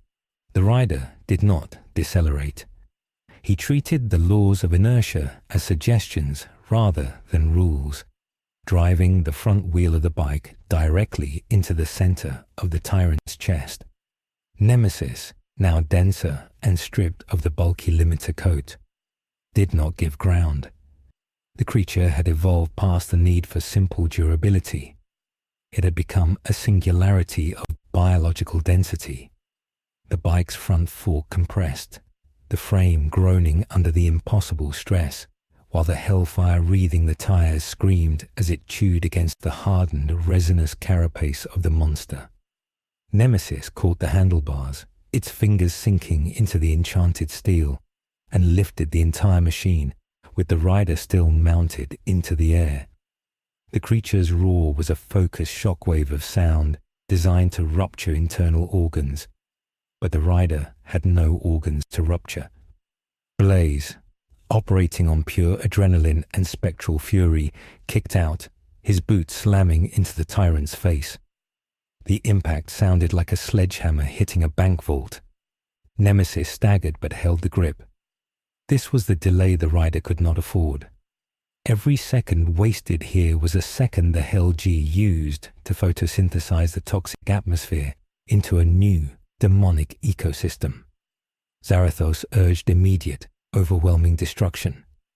Burn it, unmake it, it has no soul. It is dust standing in our way. But Blaze knew that expending that level of power against a single-foot soldier would drain the reserves needed for the reactor overload. He needed a tactical victory, not a brute force one. He realized that while Nemesis was dense, it was also grounded. The rider released the handlebars, allowing the bike to be held by the monster, and leapt the air. As he ascended, he mentally commanded the hell cycle. The machine obeyed. It didn't just heat up, it phase shifted. The bike dissolved into a cloud of liquid fire and molten shrapnel while still in Nemesis's grip. The explosion was directed inward. Nemesis was engulfed in a sphere of white-hot slag. The density that protected it from impact became its undoing. The heat had nowhere to go. It cooked the creature from the outside in, turning the super-dense muscle fibers into a pressure cooker. Nemesis dropped the molten remains of the bike and fell to its knees, smoke pouring from its eyes and mouth. It wasn't dead. Its regeneration was fighting the damage at a cellular level, but it was incapacitated. The rider landed, whistled, and the puddle of molten metal reformed instantly into the hell cycle. He mounted and sped away before the Tyrant could finish rebooting its nervous system. The path to the Raccoon City industrial district was a nightmare of warped geometry. The influence of the Hell G was no longer subtle. The streetlights flickered with a reddish hue, casting shadows that pointed toward the creature regardless of where the light source was. The asphalt rippled like water. The rider sped past the wreck of a commuter train, the windows filled with the ash dead who clawed uselessly at the glass, their silent screams forming a psychic background noise that grated on Blaze's mind. He reached the perimeter of the power plant, a sprawling complex of cooling towers and high-voltage transformers. This was the heart of the city's grid, the one place with enough latent energy to amplify his hellfire into a city-wide cleansing pulse. But as he crashed through the chain-link fence, he saw that the ecosystem had beaten him there. The plant was covered in a thick, pulsating webbing. It looked like the facility had been dipped in wax and blood. Inside the turbine hall, the air was thick with static electricity and the smell of ozone mixed with rotting meat. The lickers had congregated here, hundreds of them. They clung to the walls, the ceiling, and the turbines themselves. They were drawn to the electromagnetic fields, their exposed brains overstimulated by the current, driving them into a frenzy. When the rider entered, the sudden spike in thermal energy triggered a hive reaction. They dropped from the ceiling like rain. The rider didn't slow down. He unspooled the chain, whipping it in a wide arc around the bike. The chain moved faster than the eye could follow, a blur of burning metal that acted as a thresher. Lickers were sliced in half mid-air, their cauterized halves tumbling to the concrete. But for every one he killed, 3 more scrambled over the corpses. They were clogging the wheels, biting at the tires, their tongues lashing out to snag the rider's limbs. This was a war of attrition. Blaze realized he couldn't fight his way to the control room. He had to burn his way there. He channeled the fire into the bike's exhaust, creating a flamethrower effect that cleared a path through the sea of mutated flesh. He drove up the metal stairs, the tires gripping the grating, and smashed through the door of the main control center. The room was silent, save for the hum of the instrument panels. A single figure stood by the main console.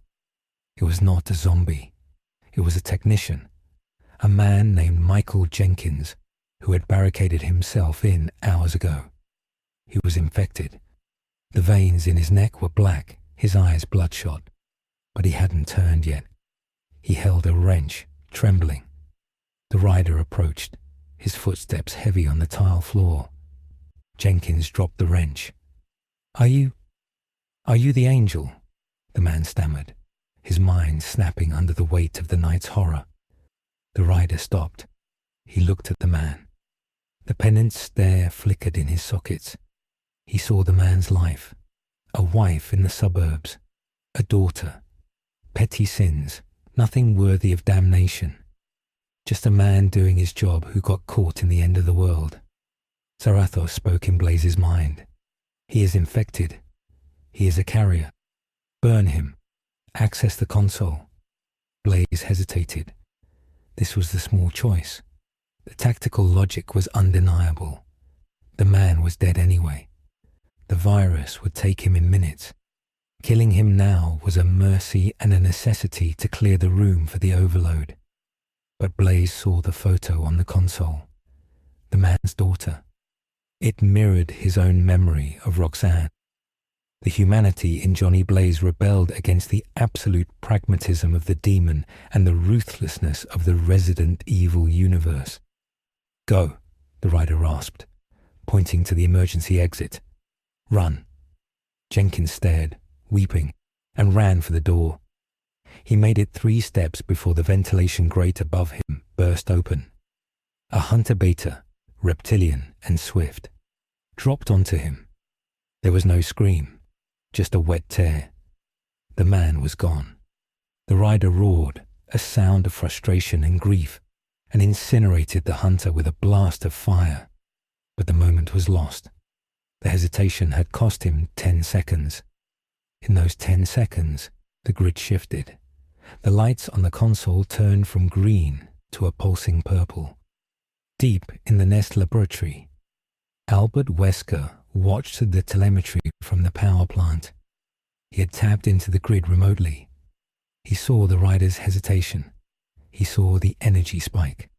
"Sentiment," Wesker mused, typing a command into his portable terminal. The fatal flaw of the would-be god.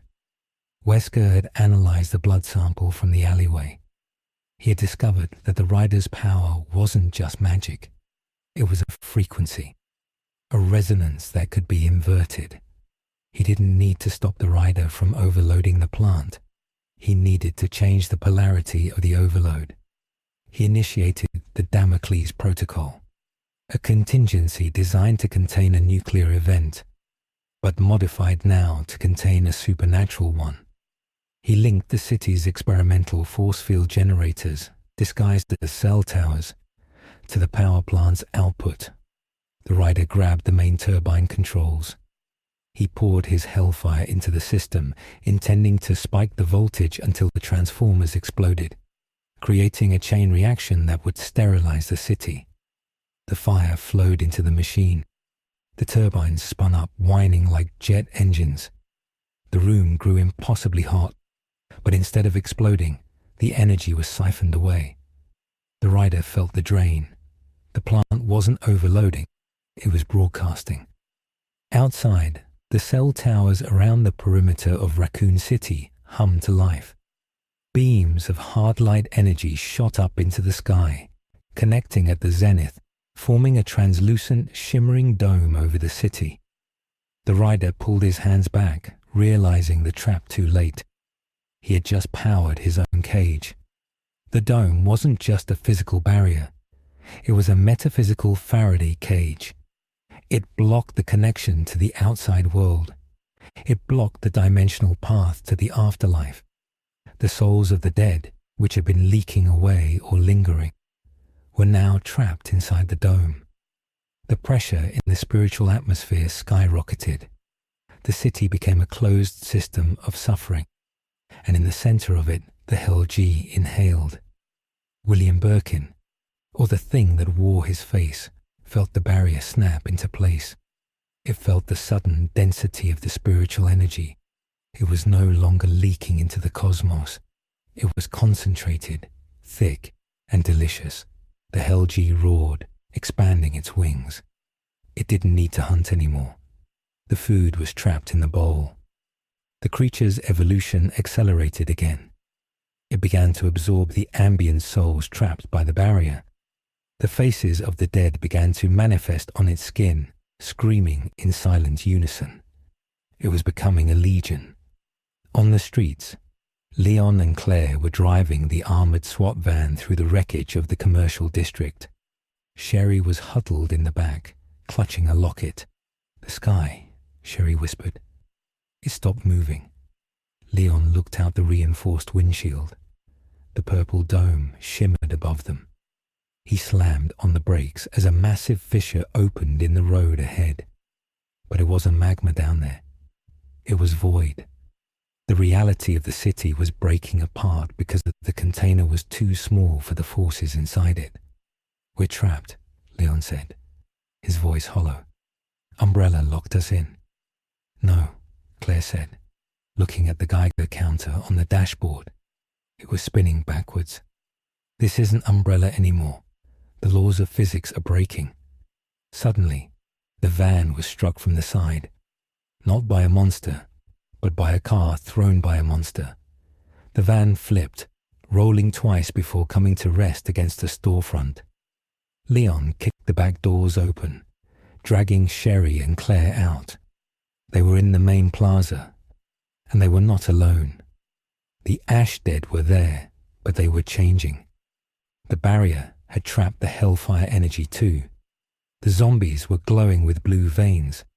They were evolving into Embermen, creatures of pure combustion. They didn't bite, they grabbed and burned. Leon raised his shotgun, but he knew they were out of ammo. This was the end of the line. Then the air in the plaza tore open. It didn't break, it tore like wet paper. A clawed hand, red and scaled, reached through the tear. Then another. A creature pulled itself out of the rift. It wasn't a T-virus mutation. It was a demon. A minor demon from Mephisto's realm, drawn by the beacon of the trapped city. It looked like a gargoyle, horned and winged. It screeched, confused by the cold air of the mortal plane. An Emberman shambled toward it. The demon swiped, decapitating the zombie, but the zombie exploded, the hellfire within it blasting the demon back. Leon watched in horror as the plaza filled with rifts. The barrier had prevented the energy from leaving, so the pressure had ruptured the wall between Earth and Hell. Raccoon City was now being invaded by two armies, the biological horrors of the G-virus and the mystical horrors of the underworld, and they hated each other. A hunter gamma leapt at a demon, spewing acid. The demon retaliated with a blast of dark magic. It was a turf war between science and sin. The rider burst out of the power plant, seeing the dome, seeing the rifts. He felt the sickness of the situation. He had tried to be human, and he had doomed them all. Zarathos was silent, stunned by the scale of the failure. "We built the arena," the demon finally whispered. "Now we must fight the gladiators." The rider revved the bike, but he didn't head for the Hell G. He headed for the plaza. He sensed Leon.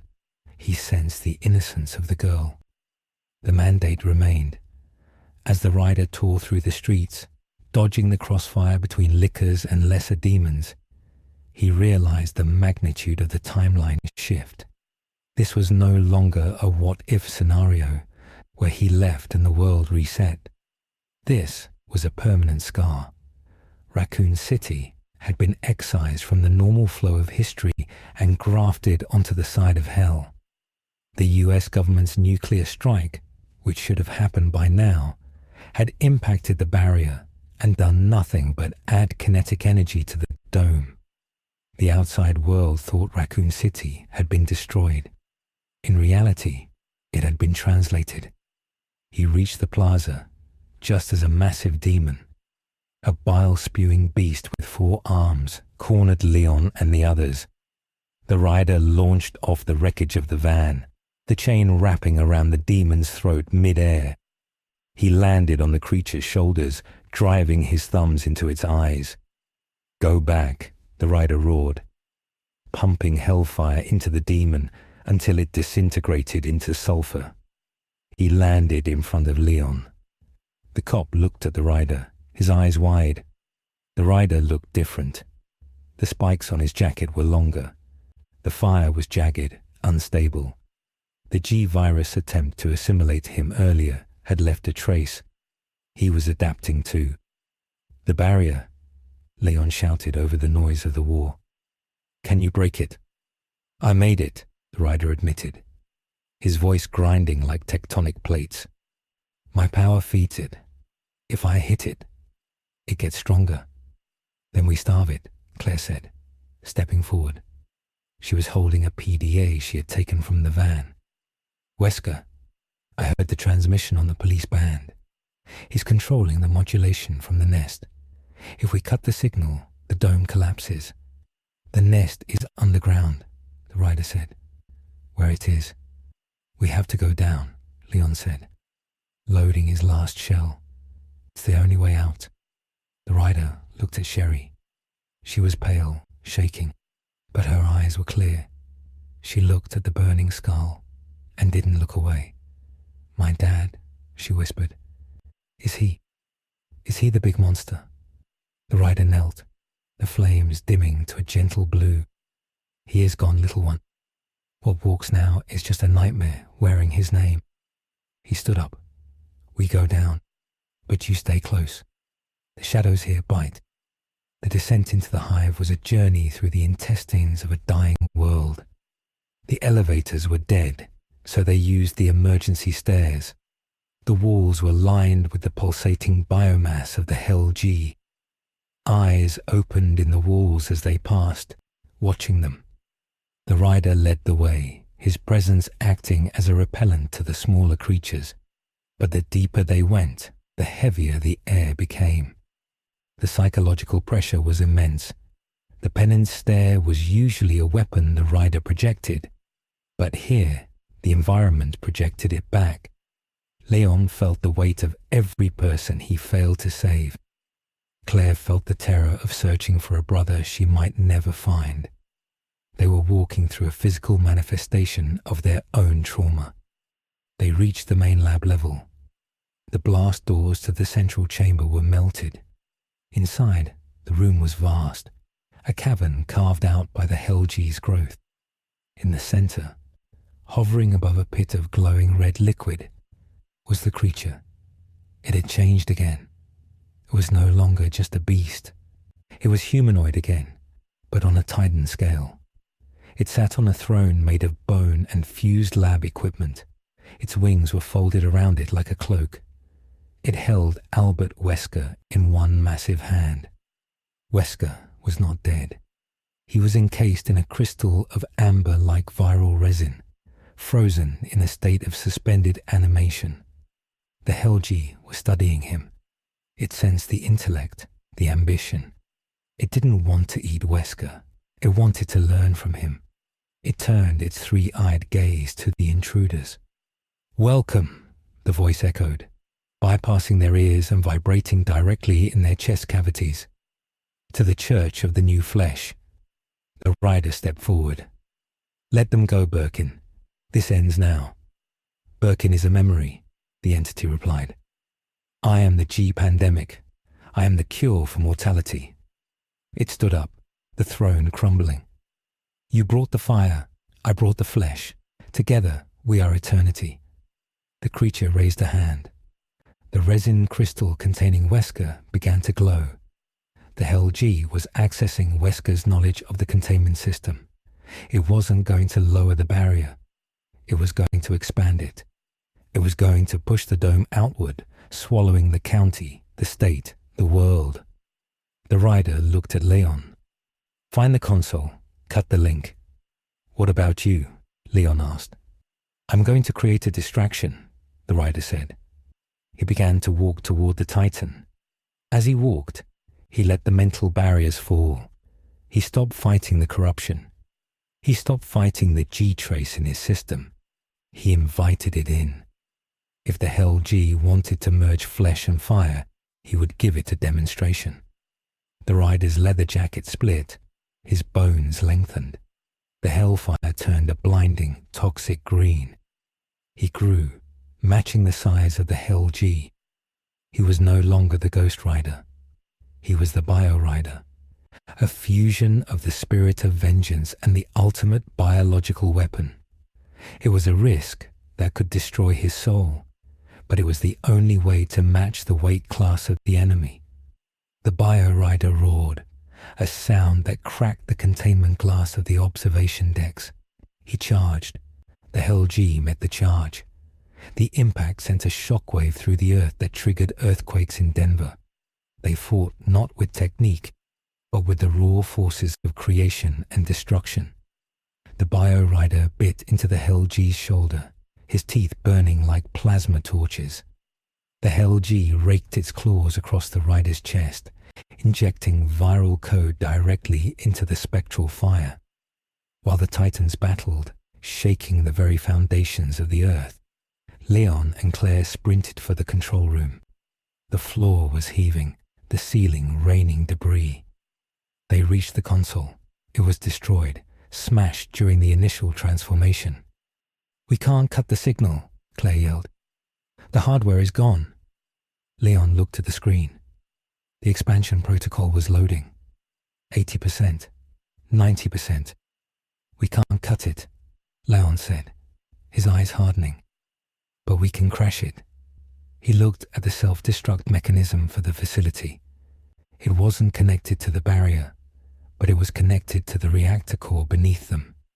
"If we blow the hive, the foundation of the barrier towers goes with it." "It'll kill us," Claire said. "It'll kill everything," Leon corrected. He looked at Sherry. He looked at the monstrous forms of the rider and the Hell G destroying the world in the next room. "But if that dome expands, there is no everything." Leon initiated the sequence. Self-destruct in T-5 minutes. The alarm blared. The red light strobed. The Hell G heard it. It stopped fighting. It looked at the control room. It understood. The humans were trying to end the experiment. It threw the Bio Rider aside and lunged for the control room. Its hand, the size of a van, crashed through the glass. It grabbed Leon and Claire. "No," the entity boomed. "Death is obsolete." The Bio Rider recovered. He saw his allies in the grip of the monster. The G influence in his mind screamed to let them die, to let the strong survive. But the remnant of Johnny Blaze, buried under layers of demon and virus, played his final card. He didn't attack the Hell G. He attacked the concept of the Hell G. The Bio Rider unspooled his chain, but he didn't throw it at the monster. He threw it up, through the ceiling, through the rock, up through the miles of earth, until it punched through the street above. He channeled every ounce of his power into the chain. He turned it into a lightning rod. "Mephisto," the rider screamed, invoking the name of his true master. "I void the contract. I claim asylum." It was a legal loop in the laws of hell. A spirit of vengeance could not be destroyed by a mortal disease.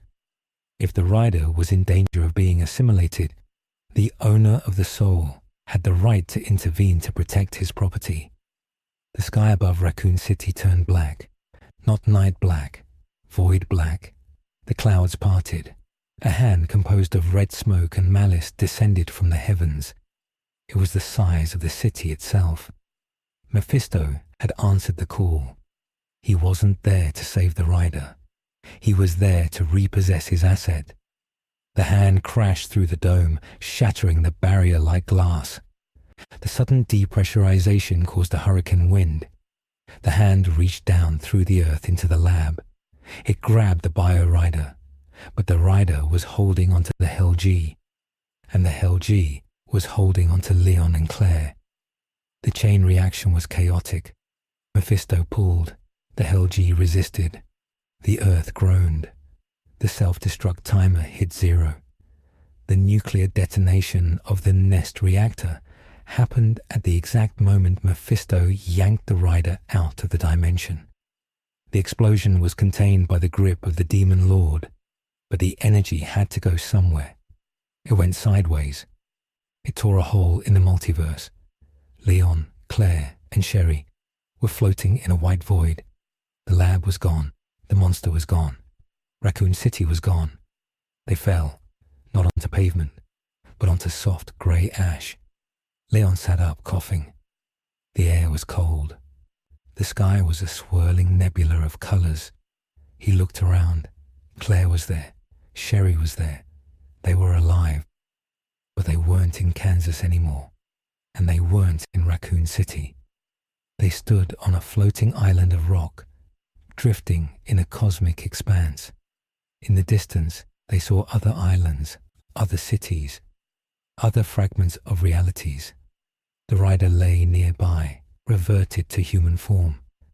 Johnny Blaze was unconscious, his jacket shredded, his skin scarred with viral patterns that were slowly fading. The Hell G was nowhere to be seen.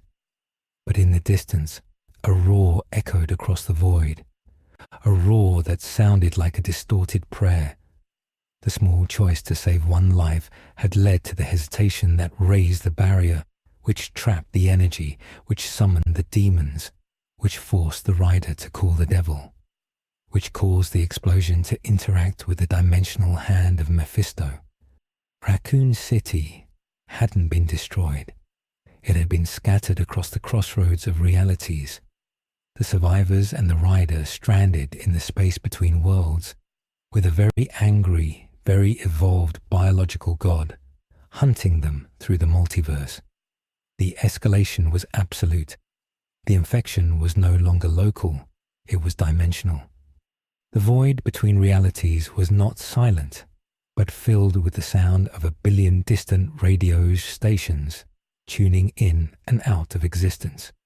Leon Kennedy sat on the edge of a jagged slab of asphalt that had once been 3rd Street, his legs dangling over an abyss of swirling nebulas and impossible geometries.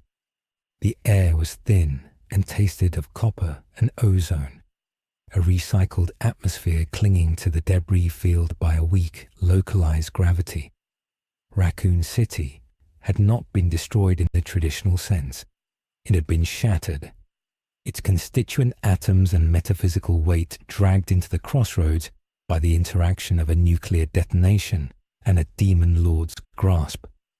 Around them, islands of concrete, steel and soil floated in a slow, hypnotic orbit.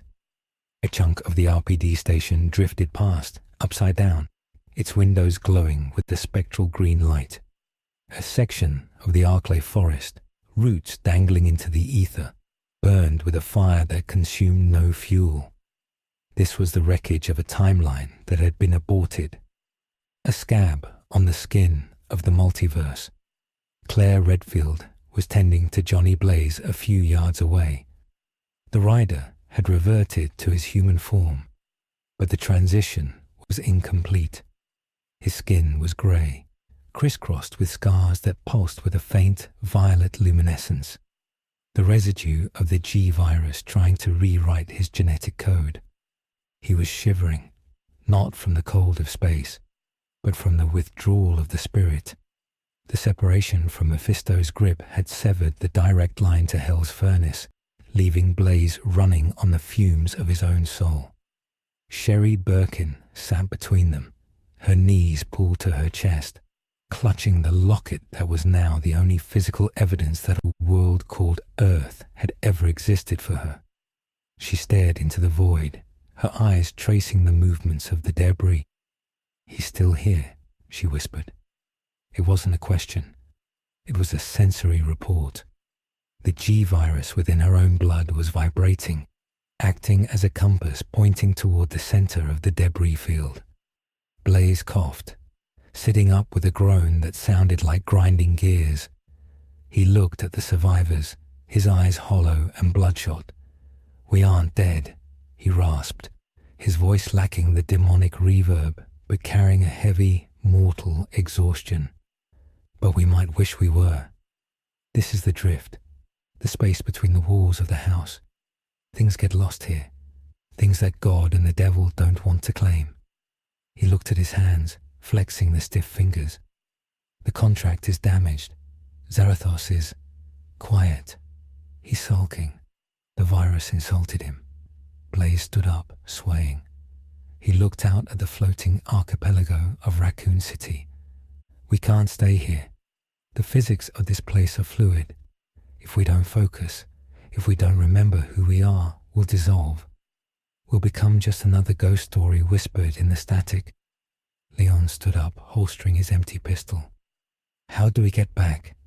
You have a bike that travels between dimensions. Can you drive us home? Blaze shook his head.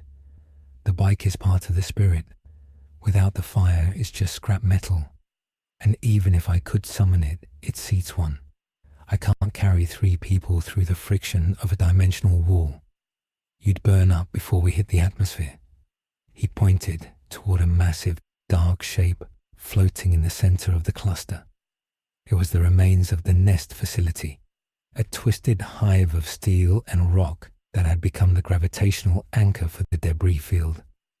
That place, the core. The explosion didn't finish. It was frozen in time when the dimension tore.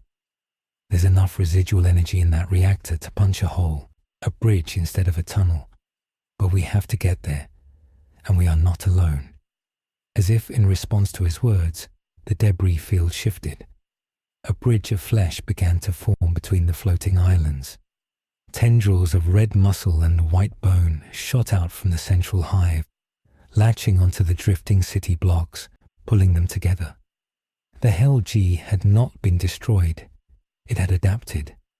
In a vacuum where biology should freeze and die, the G virus had found a new medium, reality itself. It was knitting the fragments of Raccoon City into a single cohesive organism. It was building a body the size of a moon, and from the shadows of the floating buildings, the new ecosystem emerged. The Void Walkers, the zombies and B.O.W.s that had been pulled into the rift were changing. Exposed to the cosmic radiation and the leaking hellfire, they had become something elemental. Lickers with skin made of starlight and claws that phased through solid matter. Zombies that didn't moan, but broadcast static that induced madness. We have to move, Blaze said, his eyes flaring with a momentary spark of orange. If that thing finishes pulling the city together, it won't just be a monster. It will be a planet, a living planet of cancer. And once it stabilizes, it will look for a sun to orbit. It will look for your Earth. The group began their trek across the fractured landscape. Movement was disorienting. They had to jump from one floating slab to another, the gravity shifting with each landing. They crossed a section of the city park, where the trees had turned into crystalline structures. They navigated the ruins of a diner, where the coffee in the cups was still hot, preserved in a time loop. Every step was a battle against the surreal, but the true horror was the pursuit. The Hell G knew they were there. It didn't send swarms, it sent antibodies. On a floating intersection of Ennerdale Street, a creature intercepted them. It was a tyrant, but not one Umbrella had made. The Void had resurrected the concept of the Nemesis and fused it with the environment. The creature was composed of asphalt, rebar, and frozen blood. It didn't have a rocket launcher. Its arm was a cannon formed from a sewer pipe that fired condensed balls of gravity. It blocked their path, the cannon humming as it charged. Leon pushed Sherry behind a concrete barrier. "I'll draw its fire," he yelled, grabbing a piece of rebar. "Go right." "No." Blaze stepped forward. He reached into his jacket. He didn't have a weapon. He didn't have the spirit. But he had the knowledge of a man who had ridden with demons for years. He knew that in the drift will was power. He focused on the concept of the hell cycle. He couldn't summon the bike, but he could summon the idea of it. He grabbed a floating motorcycle handle from the wreckage of a shop. He revved it. The air screamed. A phantom wheel of fire appeared in his hand, spinning like a buzzsaw. Blaze charged the void tyrant. The creature fired a gravity slug.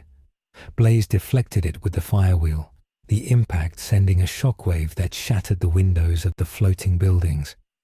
He slid under the tyrant's guard and drove the wheel into its knee. The asphalt flesh crumbled. The tyrant fell, not into the ground, but off the island, tumbling into the infinite dark below. "Don't stop," Blaze shouted, dropping the handle as the phantom fire faded, leaving his hand blistered. "That was a trick. I can't do it twice." They reached the perimeter of the nest hive. The scale of the Hell G was now apparent. The facility wasn't just covered in biomass.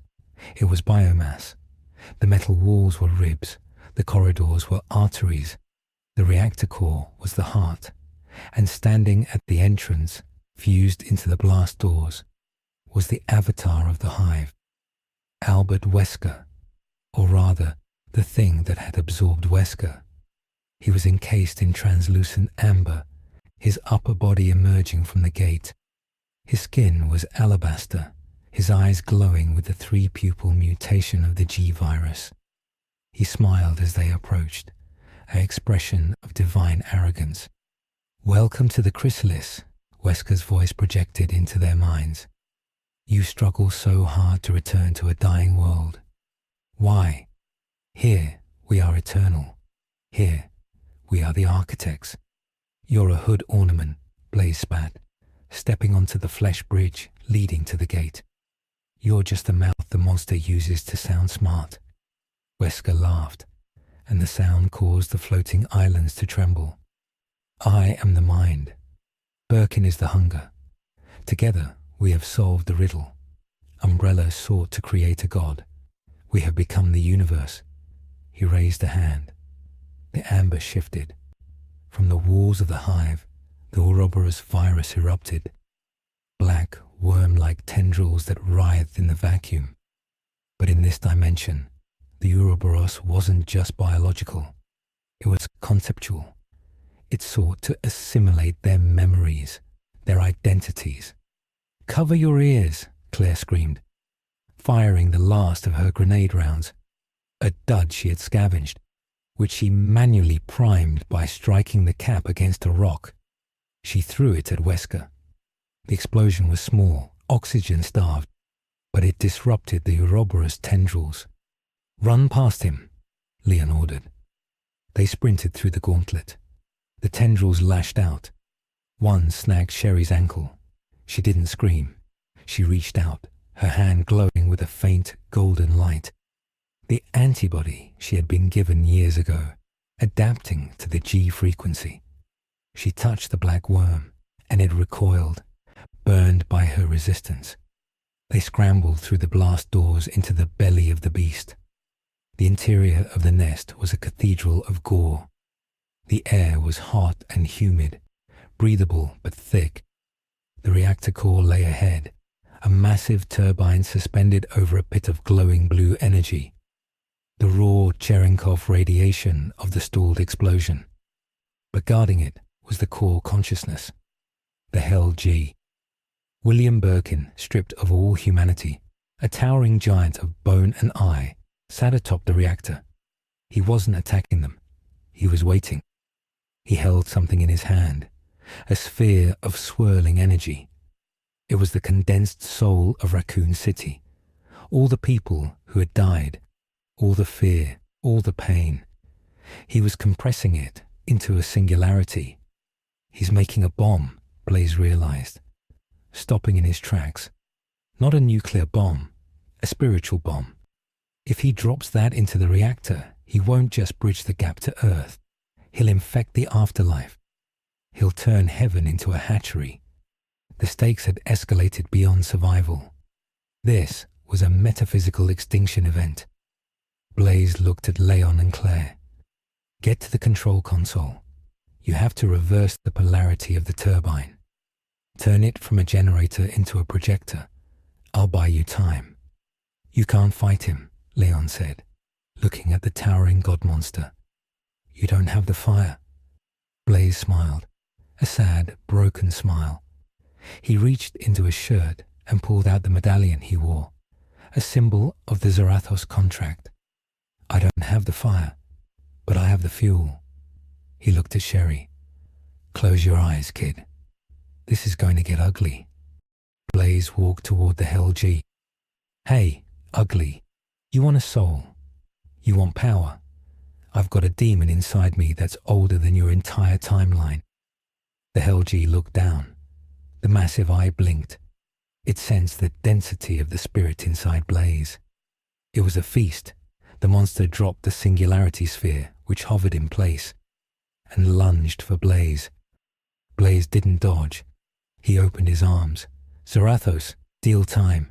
You want out. You want to burn. Take it all. Take the life. Take the death. Just kill this thing. It was the ultimate surrender. Blaze wasn't calling on the power. He was offering himself as a total sacrifice. He broke the seal of his own will. The reaction was instantaneous. The grey skin of Johnny Blaze cracked like dry clay. A pillar of white fire, hotter than a star, erupted from his chest. The skull didn't just appear. It exploded out of the flesh. This wasn't the Ghost Rider. This was Zarathos unleashed. The chains that appeared were not metal. They were made of pure light. The entity that had been Johnny Blaze grew, matching the size of the Hell G. The two titans collided in the center of the reactor room. The shockwave knocked Leon and Claire off the catwalk. They fell onto the maintenance platform below. The Hell G clawed at the rider, tearing off chunks of spectral fire. The rider bit into the Hell G's neck, the Penance Stare radiating from his entire body, burning the virus at a conceptual level. Now, do it now. Leon scrambled to the console. The screen was cracked, the interface alien and biological. Wesker's face appeared on the screen, laughing. Access denied. You cannot stop evolution. Claire smashed the screen with the butt of her empty launcher. She ripped the panel open, exposing the wires. Leon, the hot wire, bypassed the logic board. Leon grabbed the cables. He didn't know the schematic, but he knew machinery. He sparked the leads. The turbine groaned. The blue light in the pit began to spin faster, turning from blue to a blinding white. The bridge was opening. A portal began to form above the reactor, showing a view of a desert. The Mojave, back on Earth. It's opening, Sherry yelled, pointing up. But the Hell G saw it too. The creature roared, throwing the rider into the wall. It grabbed the singularity sphere and prepared to throw it into the portal. It was going to bomb Earth. The rider rose from the debris. He saw the sphere. He saw the portal. He saw the survivors. He made the calculation. He couldn't kill the Hell G in time. The monster was too resilient, too integrated into the dimension. But he could remove the thread. The rider looked at the portal. Then he looked at the Hell cycle, which had materialized from the sheer ambient energy of the fight. It was beautiful, a machine of chrome and vengeance. He looked at Leon. Go, the rider's voice boomed, sounding like a choir of damned souls. The portal is unstable. It will close in seconds. Come with us, Claire screamed. Someone has to close the door from this side, the rider said. He grabbed his chain. He didn't attack the monster. He attacked the anchor. He whipped the chain around the central pillar of the nest facility, the very spine of the floating island. He revved the bike. I'm not leaving, the rider roared. I'm taking this whole damn place with me. The rider drove the bike, but instead of driving toward the portal, he drove down into the abyss of the void. The chain went taut. The entire nest facility, with the Hell G on it, tilted. The rider was dragging the island away from the portal deeper into the drift. No! Wesker's voice screamed from the speakers. We are the future. Your history, Leon yelled. He grabbed Sherry and Claire. They jumped. It was a leap of faith into the white light of the portal. As they fell through the tunnel of light, they looked back one last time. They saw the nest facility receding into the darkness. They saw the Hell G struggling to break free of the chain. And they saw the rider, a tiny star of blue fire in the infinite black, dragging the monster down, down, down into the places where even light dared not go. The transition was violent. They hit the sand hard. The heat was oppressive. The sun was blinding. Leon gasped, coughing up the taste of the void. He rolled over. They were in the Nevada desert. A crater smoked nearby, the spot where the portal had discharged them. The sky was blue. The air was clean. Claire sat up, checking Sherry. The girl was crying, but she was unhurt. The locket was still in her hand. Leon stood up and looked at the crater. The sand was fused into glass. There was no sign of the rider, no sign of the bike.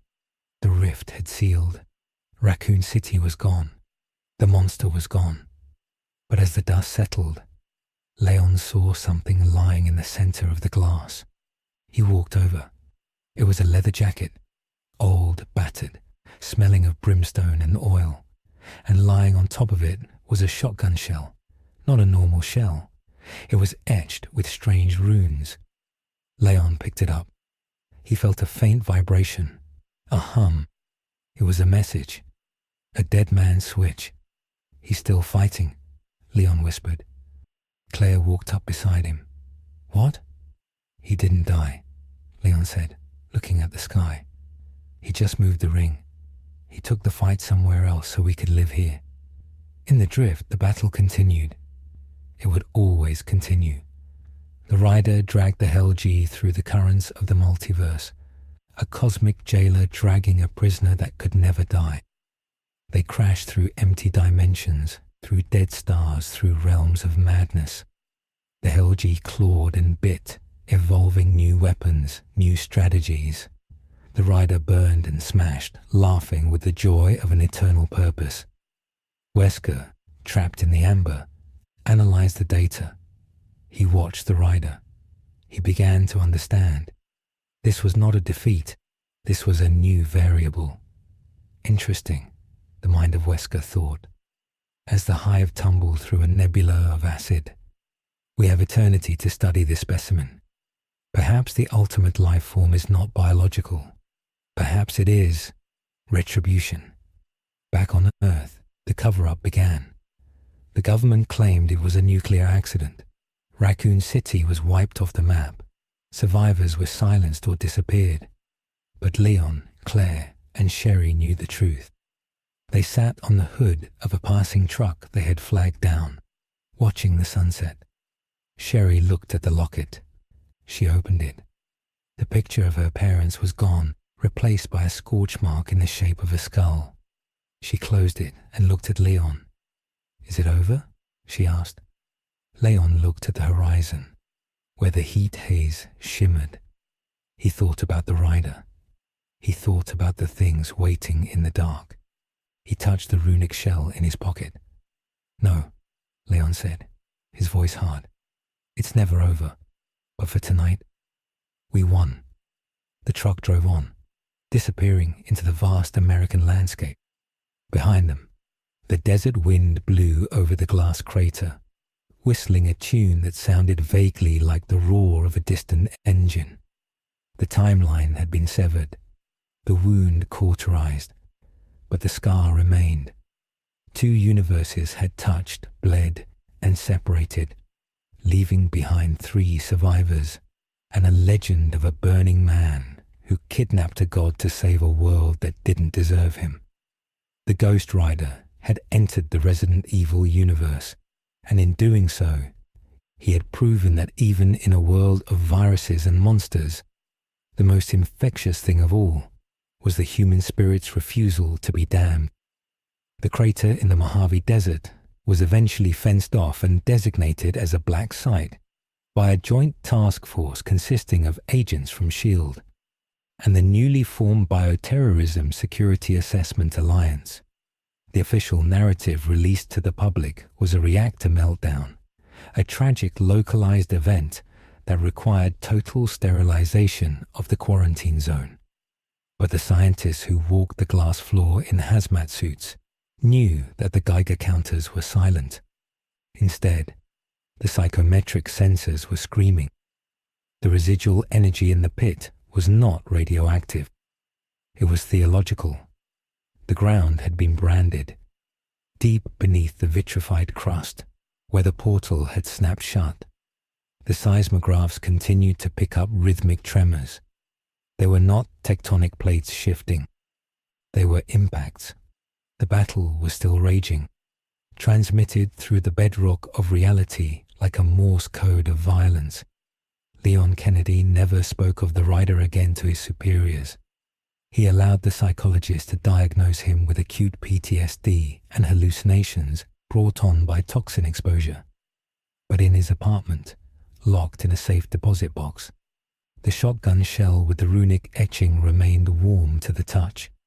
It hummed when he was near it, a constant reminder that the safety of the world was being purchased, second by second, by a man burning in the void.